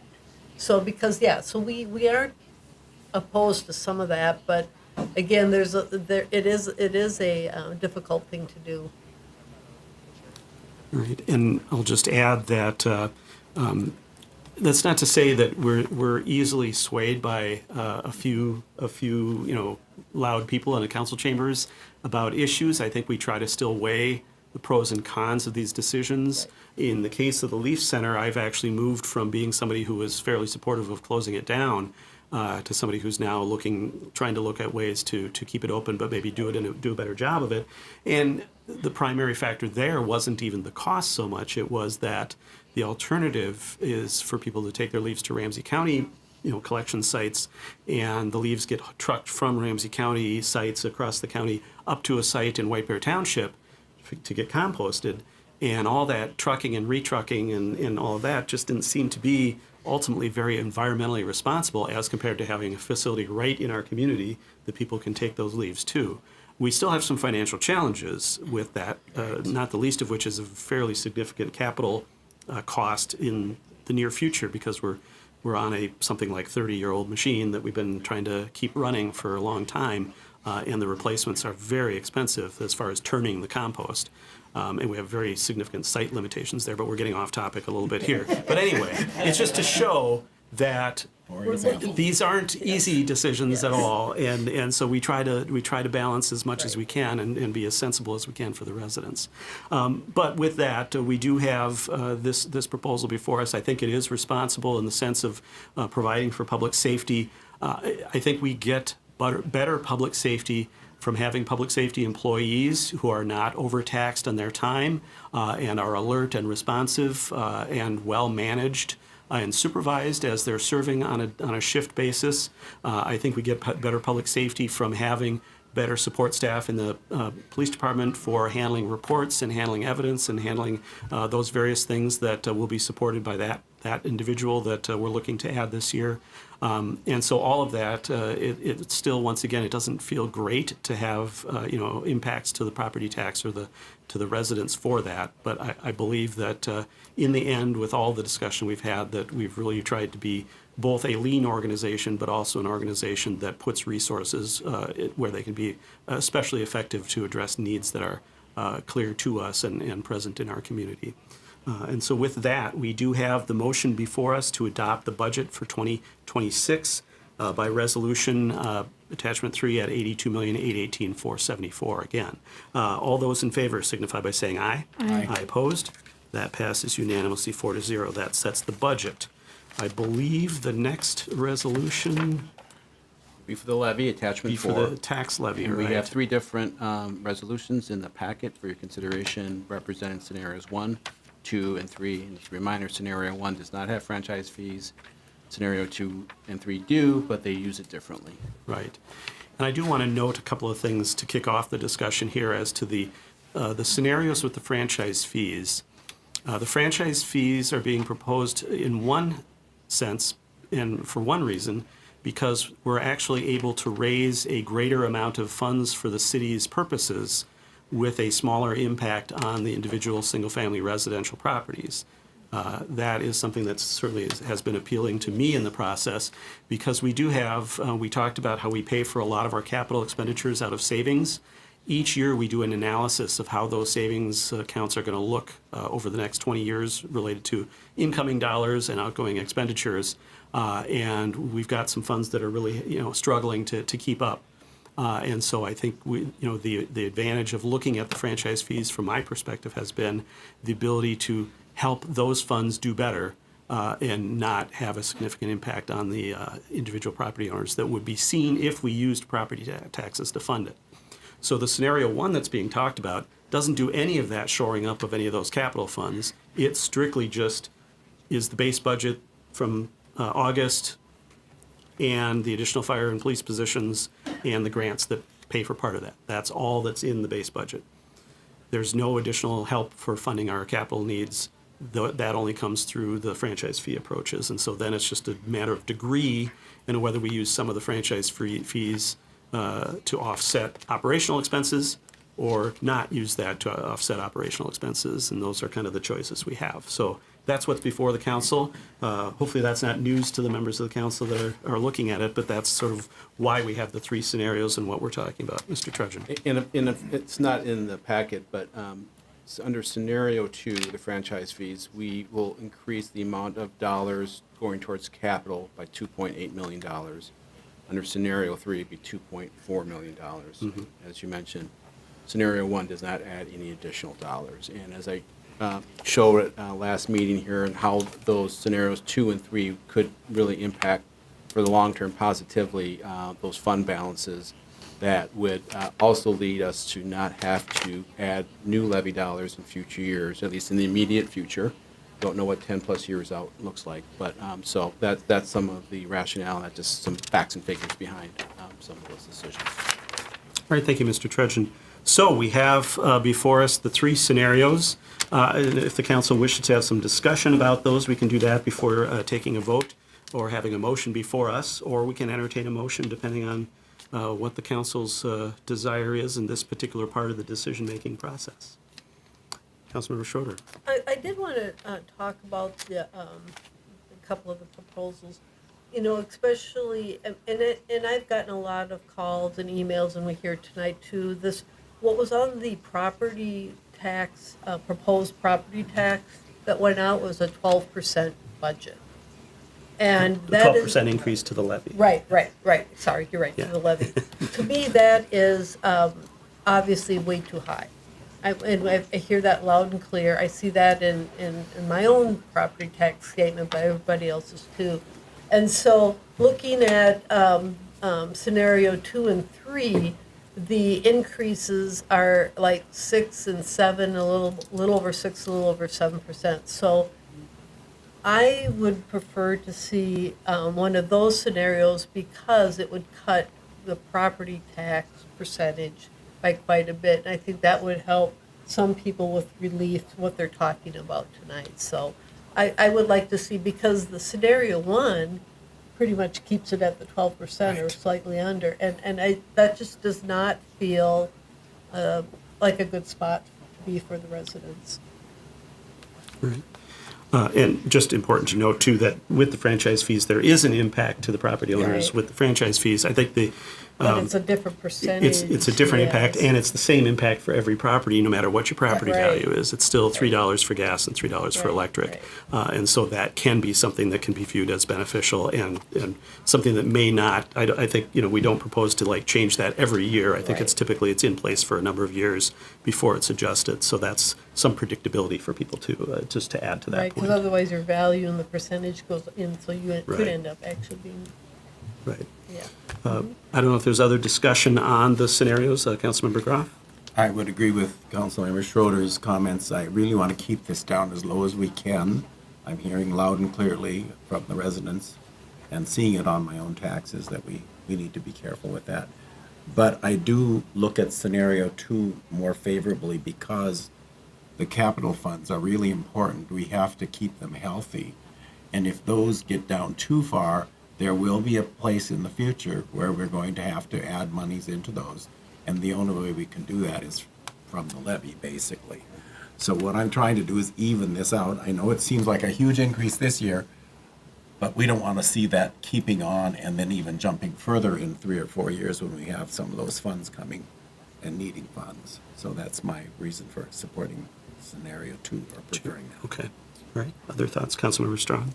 I echo Councilmember Groff. I feel like I'm a little worried about going to scenario 3, that we kind of starve some of our funds and that we get a little bit too bare bones on some of really essential pieces. And we'll be I don't want to be in a dire situation. I feel like the percentage is smaller and, but the impact to the capital improvement plan is fairly significant. So I am inclined to lean toward 2 as well. Right. Other thoughts from council members? Councilmember Schroeder? Yes, well, you know, and I would agree with some of the comments. You know, when I was on the Finance Commission for many years, one of the main things I was always pushing is to make sure we put money into our capital. So that's to replace fire trucks, that's to replace police cars, that's to make sure that, you know, everything is functioning. And that, so we have to keep up with our capital. And so that is really, really important. And the difference between the two is not a huge percentage, but it is a good point that if we can shore up some of these funds, you know, to make sure, because people appreciate when, you know, the streets are plowed because the plows are working, and people appreciate, you know, if you go to the park, that the playground equipment is actually functioning. And I mean, these things cost money, and it's like everything else. You know, if you buy a car, you know eventually it's got to be replaced, and that's like with everything we're doing too. So we're trying to plan little pieces as we go versus having these giant increases that can be very painful. So yeah, I think it's very important for us to make sure and shore up our capital. I would entertain a motion as it relates to then setting the tax levy for 2026. It sounds from what we've heard so far that the scenario 2 resolution attachment 4, which sets the levy at an amount of $32,783,915, seems to be the direction that the council is going. Is there a motion on the levy resolution attachment 4 on one of those three scenarios? So moved. Which one? Scenario 2. All right, just wanted to be sure. I was echoing you, so sorry. All right. it. All right, it's been moved by Councilmember Strawn, second by Councilmember Schroeder to adopt the tax levy resolution as it relates to scenario 2 in the amount of $32,783,915. Discussion on the motion. As the maker of the motion, Councilmember Strawn. I think we each shared our opinions, and I think I feel best about not starving the accounts so that we are in a dire situation moving forward. I think it is kind of the balance, and then I think it's good to remember too that as we look at a franchise fee in association with 2, that it's a certain percentage if you're at a $380,000 home, but if you're at a $700,000 home, it's a much, it's half that price. So it is a fixed cost that is bringing in a consistent portion of our CIP funds, and I think it's important that and it's not forever. If we decide that there's not something that we need to do, we can continue to make changes, and believe me, Councilmember Schroeder's really surprised that I went for franchise fees, because I certainly wasn't pro a few months ago. Councilmember Schroeder is the seconder of the motion. Yeah, and I think the main thing was, it was an education process, and I think that's, and if there's questions about this from people out, please reach out and ask us about it, because, we have been talking about and looking at these things for a long time, and of course, with the franchise fees too, you have a lot of, that's also spread across properties that don't pay property taxes. So it's spread across everybody. So you do have a percentage that do not pay property taxes will have to be part of this, which I think is fair, that everyone should help with our capital on that side of it. And then just looking, it does, and then when you look at the numbers, of course, I crunch numbers, for a living, and I think in that trying to convey what some of these mean can be a little complicated at times, and so it just takes time for people to get educated. So, Councilmember Groff. The only thing I'd add is that we will be, I believe, because we talked about this last meeting, having the Finance Commission review our capital improvement plans and give us a look next year, so that we can see if there are any efficiencies, because I think it's several years since we've actually done that. Isn't that correct, Mayor? Like, Oh, 10 since we do it every year. Right. No, I think But there a were some deep specific dive. asks that we had as far as looking at how we account for increasing Exactly. costs, and looking at some of those other factors, as well as specifically the operating cost on the pathways was another piece of it. So Right. that So- so so there just- are things we're looking I just wanted to assure the residents that, during the year, there's a lot of work that goes on into these things, and the Finance Commission helps us with those. Of course, all the other commissions help us also, but we're talking about finances tonight, so that's why I brought that up. and just to point out, the chair of the Finance Commission is He right is here there. tonight. Right, so if anyone it's has all any his fault. questions- It's all his fault. Run, Bruce, run. Thank you. And it should be pointed out, not only the Finance Commission, but all of our commissions are volunteer citizen commissions. So that's individual members of the community who have an interest in the subject matter and come forward and are involved in typically monthly meetings and on all these topics, and provide input and insight to the council that informs our decision making. So that's an important part of our process. So we have the motion before us on the proposed tax levy for 2026. Once again, this is resolution attachment 4, scenario 2, and I've already page passed it, so I don't remember what the total was, but I think we have it in writing somewhere. If there's no further discussion on the motion, all those in favor signify by saying aye. Aye. Opposed? That passes unanimously 4-0. That is approved. Next, we have resolution attachment 5 to set the EDA, or Economic Development Authority levy for 2026. There's no scenarios here. This is something that the council and the EDA have looked at for a number of months as well, and this is proposed in the amount of $264,826, which I believe is a reduction from a prior year. Yes, and we, from the originally proposed to what we have now, we did lower that levy by $100,000. Correct. Motion Which is to good. approve. All right. It's been moved by Councilmember Strawn, seconded by Councilmember Groff, to approve the proposed EDA levy at 826 by resolution attachment 5. Discussion on that motion. Councilmember Strawn is the maker. I'm amazed at the great work they continue to do, even as they are continually finding ways to cut, because we get a lot of value from the EDA.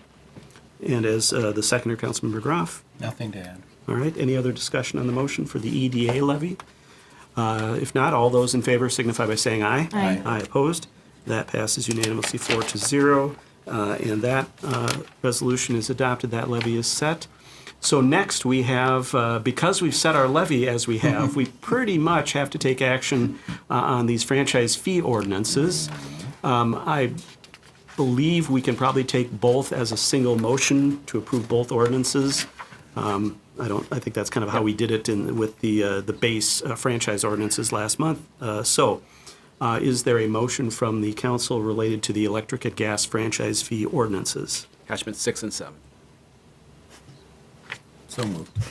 Second. All right, it's been moved by Councilmember McGrath, seconded by Councilmember Schroeder to adopt those fee ordinances for the franchise fees.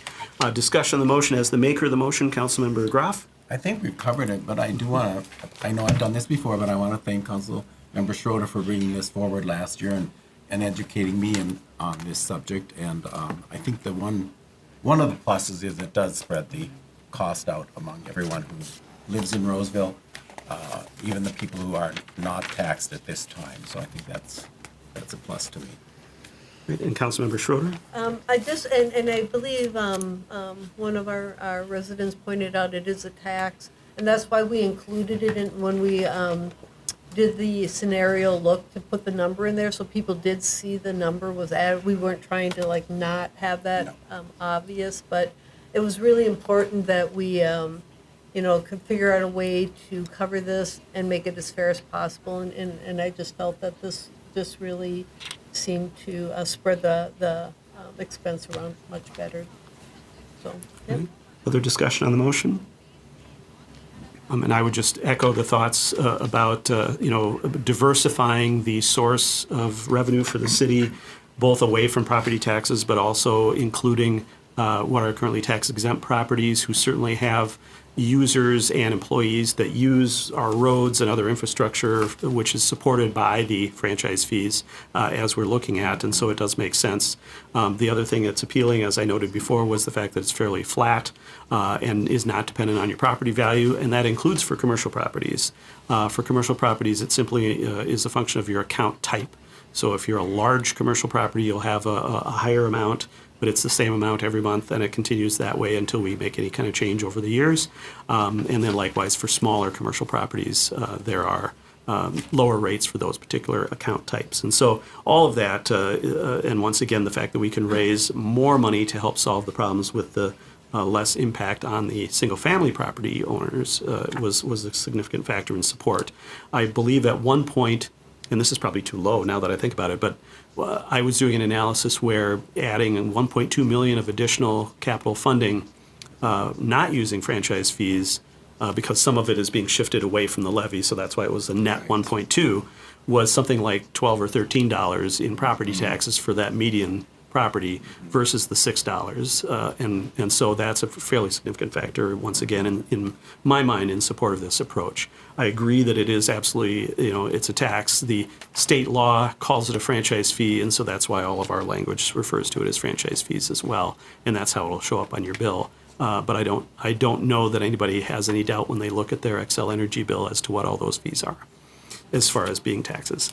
That being said, we have the motion before us to adopt those ordinances, both the gas and electric franchise imposition ordinances. And with that, if there's no further discussion, all those in favor signify by saying aye. Aye. Aye opposed. That passes 4-0 unanimously. And then related to that item, to help with public expenditure of money, the state does allow cities to publish summaries of ordinances rather than the whole multi-page ordinance in our newspaper of choice, saving on the cost of the publication. But we do have to pass a resolution to approve that, and the state does require it to have a supermajority vote, which in our case is 2/3, which I believe, even with one council member absent, is still 4 votes, if I'm understanding it correctly, how it works. So with that, we have 2 resolutions. Is there a motion to approve those 2 resolutions? Both of them. Second. All right, it's been moved by Councilmember Schroeder, seconded by Councilmember Strawn to approve the publication resolutions for both the gas and electric franchise fee ordinances. Discussion on that motion? Hearing none, all those in favor signify by saying aye. Aye. Opposed? That passes unanimously, meeting the 4-vote requirement for supermajority, and those publications are authorized. Mr. Trudgeon, are there any other budget-related items that I have either missed or that we need to take up this evening? I think you have covered it all. Thank you very much, council members, for the conversation throughout the year and the approvals here tonight. We do appreciate it. All right, and once again, thanks to everyone from the public who came this evening and who has provided feedback in other forms through emails to the council or calls that we've received. We do appreciate it all, and this is one of the things, as you may know, we had some scouts here earlier, Cub Scouts, and they were learning about local government, and one of the things they asked, what is disappointing about the job, and I think, it's probably all of us would agree, not being able to make everybody happy is an aspect of the job that's kind of disappointing. But I hope this has demonstrated to folks that we work hard to consider all perspectives and all points of view, and we don't take any of our decisions lightly, especially when it comes to the money we receive from individuals and businesses in the community to support the work we do on their behalf. And we are, after all, elected representatives, and if we're getting it wrong, people have a way to let us know, multiple ways to let us know. So thank you again to everybody who's participated up to this point. Council, we've got a few items left on the agenda, but we're at our 8 o'clock time frame. Does the council want to plow through or take a break? I'd like to take a break. All right, we'll take about a 5-minute break then. And by the way, it just takes one person saying it, and we'll do the break, unless somebody moves not to. And then we'll take a vote, and then everybody's going to be. Oh, Lord.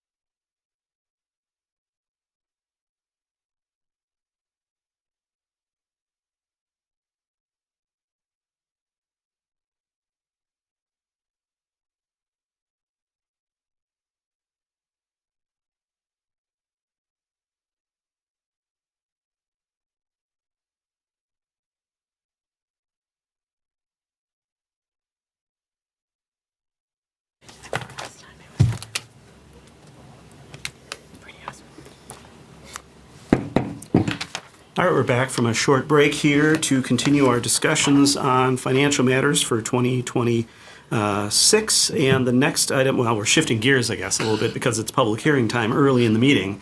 So we have that what's the word I'm looking for, to do differently or to not be budget related. Anyway, we're here now to have a public hearing to consider approving any of the remaining liquor license renewals for 2026. And with us to bring this item before the council is our Assistant City Manager, Rebecca Olson. Thank you, Mayor, council members. As Mayor mentioned, a public hearing is required to consider renewals of the liquor licenses for this year. We have 2 outstanding liquor licenses that are up for renewal. One is for Red Lobster. I know that you had a conversation at your last meeting regarding this, but Red Lobster has had 4 compliance failures within the last 38 months. My apologies, 38 months. So that is one that you can consider this evening. And the last one is for Breakthrough Rosedale. This liquor license was approved initially when they first came before us I think it was a couple months ago.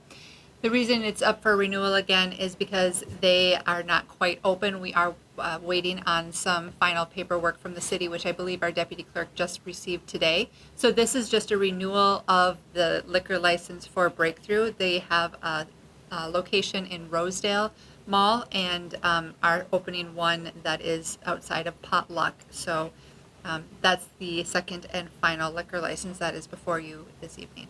I do believe there might be a representative here from Red Lobster. With that, I'll stand for any questions. All right, and we do have a representative. Questions from the council for staff at this time on these 2 license renewals? All right.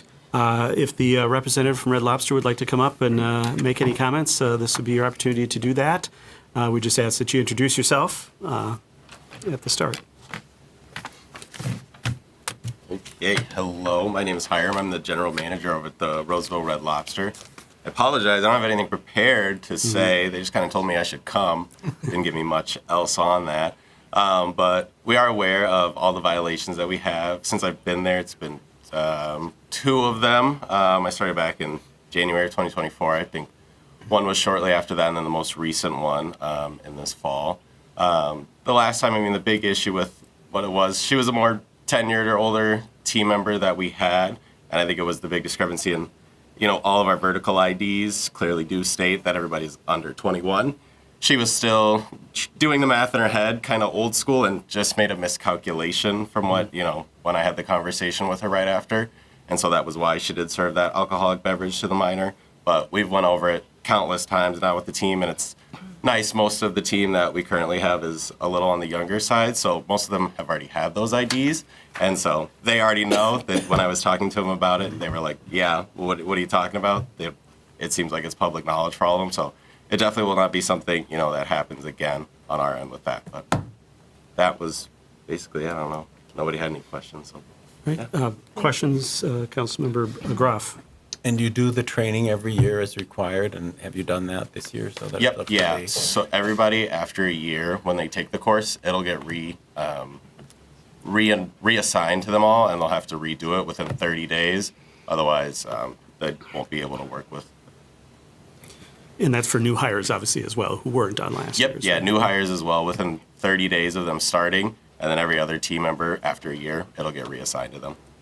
And do new hires do any serving before that 30-day period, or as soon as Typically- they have the training, they're able to do the serving at that point?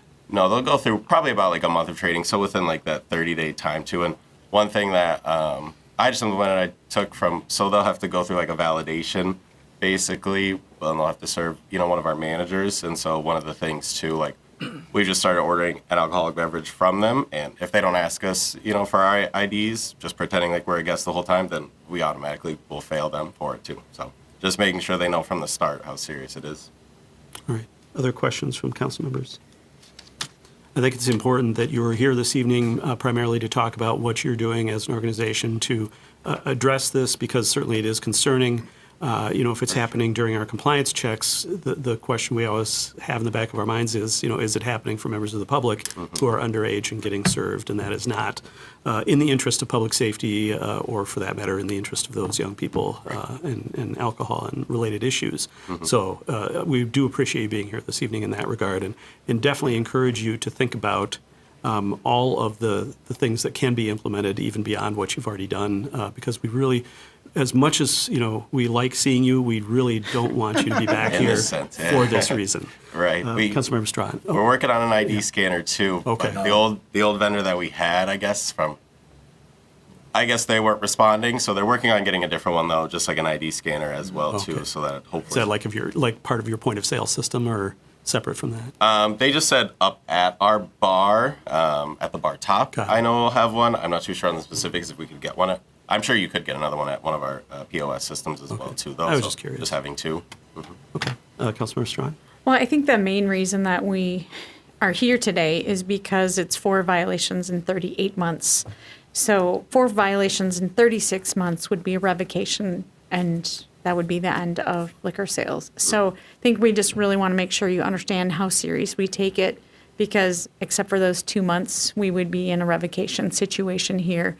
And that is, kind of the formula that we've set up. So it's not that we're diverging from what we have, but it's actually in our city ordinance. So, and we know that if we were to fail again in a few months, the first one would fall off and we'd be in the same place. So I think we're trying to make sure we don't see you and that we don't have this situation, because obviously the people who like going to Red Lobster have certain expectations of Red Lobster, and we want you to be able to provide them, but we also want you to not serve underage. So. Right. All right, thank you. Thank you. Yep. This is a public hearing, so we do have to open it up for members of the public. If there's anyone here from the public to speak to either one of the renewals that are proposed, either for the Red Lobster location or for the Breakthrough location at Rosedale, this would be the opportunity. Is there anyone from the public to speak to this item? Doesn't appear to be the case. We'll go ahead and close the public hearing, and we have the request before us. And I believe we can do a single motion for both licenses if so desired. Second. All right, it's been moved by Councilmember Schroeder, seconded by Councilmember Groff to approve those 2 renewals as outlined. Discussion on the motion as the maker, Councilmember Schroeder. Staff recommended approving them, and also it's within our I think everybody said, their concerns, but with that said, it's within our rules, so makes sense. As the seconder? No. All right. Other discussion on the motion? All right, I think we've said a lot already. With that, we have the motion before us to approve those 2 renewals. All those in favor signify by saying aye. Aye. Aye. Opposed? That passes unanimously 4-0, and those licenses are renewed. Ms. Mayor, Olson. I just wanted to inform the council of one of the changes that staff is making as it relates to receiving the training records. Some things that we've heard from the police department is that it can be time consuming to track down those training records at the time that there's a violation. So at the time of renewal or application, we're requesting that they submit those training records. It also just emphasizes the fact that that training is important. Obviously, throughout the year, people will be trained and we would have to get more training records, but it's an opportunity for the restaurant or the business, not just restaurants, but the business to also understand that those training records are required, even though we've told them it's just a good reminder. So I just wanted to share that information. No, thank you for implementing that. All right. With that, then, back to budget and financial matters.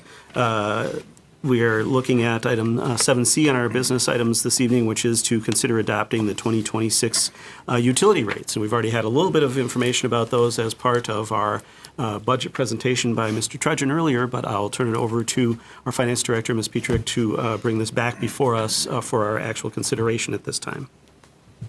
Good evening. As we discussed in November, we utilize Ellers to conduct a utility rate study for us on our water, sewer, and storm drainage funds. That gets updated every 2 years. They use the industry standards that generally everybody uses. We do have a tiered system for water consumption, and that is based on not only the fact that we purchase water from St. Paul, but we have other costs within the water fund, the operations, the staff, utility staff, and capital outlay as well. St. Paul Regional does institute a conservation rate. They use a summer rate versus winter rate. Okay. To address the earlier comment on that. So what we are proposing is based on the utility rate study. There's a 5.5% increase in water, a 0% increase in storm drainage, a 2% increase in the sanitary sewer fund, and then the recycling fund is not under the Ellers utility rate study, but is based on contracts, and we have a 3% increase programmed to cover our increased costs for 2026. As you will see, per quarter, these costs will increase by $7.21, which is a total for the year of $28.83. And that's based on an average residential consumption of 12,000 gallons per quarter and an average sewer consumption of 11,000 gallons per quarter, which is more than 80% of our residential customers. So with that, I'm open for questions. The specific rates are in the resolution. I will note, City of Maplewood has not yet approved their utility rates, so in the sewer fund, we do have some residents who are hooked up to Maplewood sewer, not Roseville sewer. So once the city sets their utility rates, that'll be updated. Great, thank you, Ms. Petrick. Questions for staff? And just on those Maplewood customers, we are billing those customers, but they're Yes. actually getting their service from Maplewood? They get their water from us.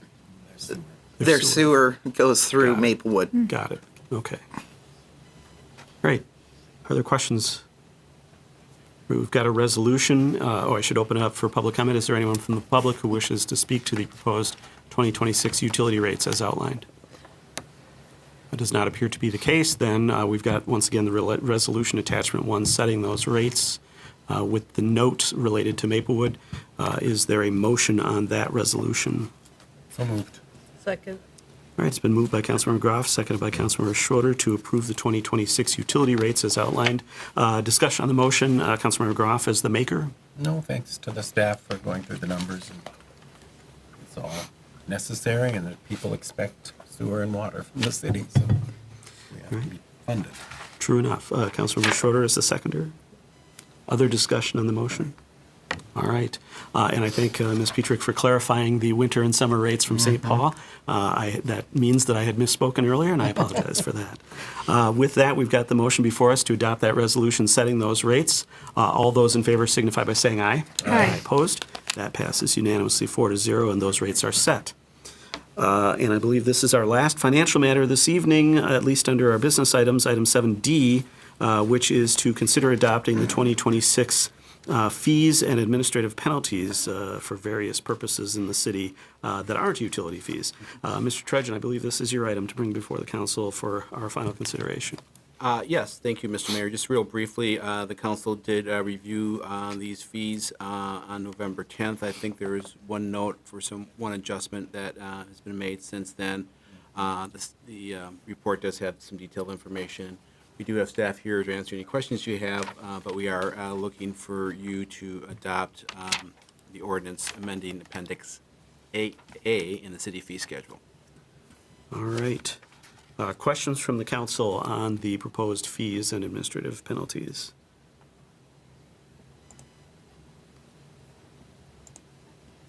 I'm just looking to make sure. So this would be set by ordinance, which is in attachment 2 of the packet would be the ordinance to adopt the fee schedule as outlined. Are there questions from the council? Right, hearing none, just double check, is there anyone from the public who wishes to speak to this item? Does not appear to be the case. Is there a motion from the council related to this resolution, or excuse me, this ordinance setting the 2026 fee schedule as noted? So moved. Second. It's been moved by Councilmember Strawn, seconded by Councilmember Schroeder. Discussion on that motion as the maker, Councilmember Strawn. Seconder, Councilmember Schroeder. Other discussion? All right, we've got the motion before us to adopt those various administrative fees and administrative penalties as outlined by ordinance. Discussion on the motion is closed. All those in favor signify by saying aye. Aye. Opposed? That passes unanimously. That ordinance is adopted. We also do have to pass a summary or pass a resolution approving publication of a summary. So moved. Second. It's been moved by Councilmember Groff, second by Councilmember Schroeder. Once again, this requires a 2/3 majority, which in this case would be 4 votes. All those in favor signify by saying aye. Aye. Aye opposed? That passes unanimously 4-0, meeting the supermajority requirement, and we can publish that ordinance summary. With that, then, that brings us to consideration of city council minutes. We have both city council minutes as well as Economic Development Authority minutes from our November 24th meetings. Are there any changes or corrections that need to be made to those minutes, or a motion to approve? Can we approve both at the same time? You may. I will make that motion. Second. All right, it's been moved by Councilmember Schroeder, seconded by Councilmember Groff to approve both sets of minutes as presented. Discussion, excuse me, discussion on the motion? Hearing none, all those in favor signify by saying aye. Aye. Aye opposed? That passes unanimously 4-0. That then brings us to our consent agenda. No items were removed. We've got 4 items on the consent agenda this evening. Mr. Trudgeon, would you give us a breakdown of those items? Yes, thank you, Mr. Mayor. Item 10A approves payments in the amount of $325,289.80. Item 10B approves the new or reclassified positions that were just approved in the 2026 budget, which includes the new position of Police Support Services Supervisor, the new position of Fire Captain, the reclassified position for the Police Chief, and the retitled Organizational Development Manager position. Item 10C approves ratifying the labor agreement between the City of Roseville and the International Association of Firefighters, Local 5051. The 1-year contract calls for a 3% wage adjustment for our firefighters. And finally, attachment 10D approves entering into an agreement with the Roseville Fire Relief Association regarding the retainage of fire state aid funding by the city in exchange for the Relief Association Board having the ability to give its members benefit raises as long as the association assets to liabilities funding ratio is above 120%. Just for your information, the funding ratio was at 148% at the end of October. This agreement is similar to the same agreement we entered into in 2021, and that expires in 2025, so this would extend that same agreement for another 3 years. That's the consent agenda. All right, thank you, Mr. Trudgeon. Are there any questions on the consent items? Is there a motion on the consent items this evening? So moved. Second. It's been moved by Councilmember Groff, seconded by Councilmember Strawn to approve those items. Any discussion? Hearing none, all those in favor signify by saying aye. Aye. Opposed? That passes unanimously 4-0. Those items are approved. That brings us then to future agenda review. We don't have any more meetings this year, Mr. Trudgeon. No, this is the last meeting in 2025. How quickly it flew by here. So I don't really have the slide populated with any topics, just showing the meeting dates here. Traditionally, that first meeting in January is somewhat organizational. We do stuff at the beginning of the year, but we'll certainly take up topics as they come. Given the gap in time here, I'm sure we'll have some items up ready for consideration by the council, but you can see the schedule there. The 12th I label a city council meeting, but that is typically what we try to do, a work session, so we'll see what we can work around that. Just a reminder, in February, we have 2 dates reserved for commission interviews. We may not use both of those dates, but those are just dates to keep in mind as we go forward. But for the time being, we have no more meetings this year, and I appreciate all the council's support throughout the year. We got through a lot of big issues here, including tonight, the biggest issue.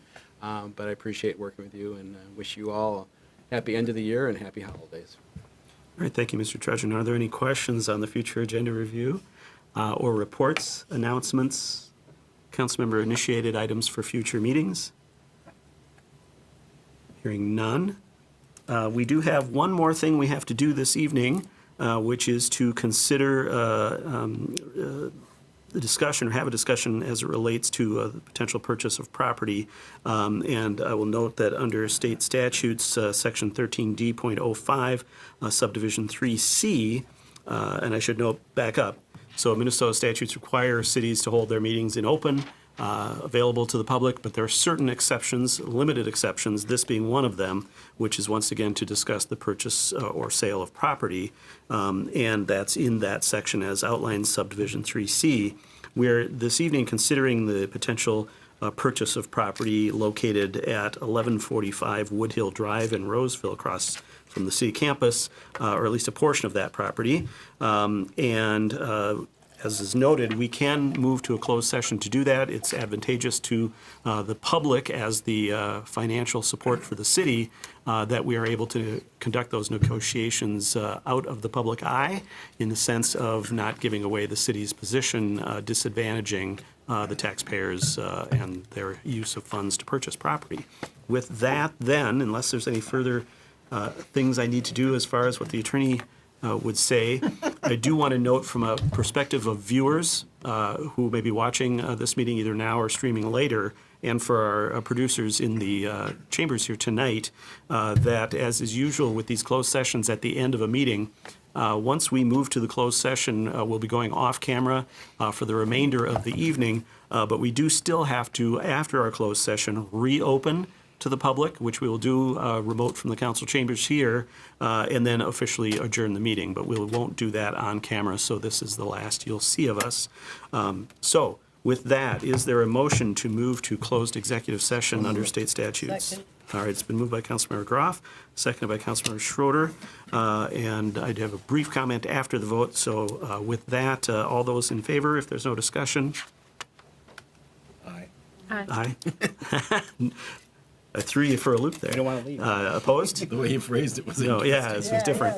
I hear no nays. That passes unanimously 4-0. We will move to closed executive session, but I just want to echo Mr. Trudgeon's comments and wish the public and the people of Roseville a very happy holiday season and a prosperous new year, and we look forward to seeing you in the new year. And I do also want to thank city staff for all the work that they do over the course of the year, not the least of which is during this wintertime with snow plowing and keeping the roads and pathways clear. Once again, we very much appreciate all the work that our staff does and wish our staff a very happy holidays and a prosperous new year as well. With that, we will move to closed executive session.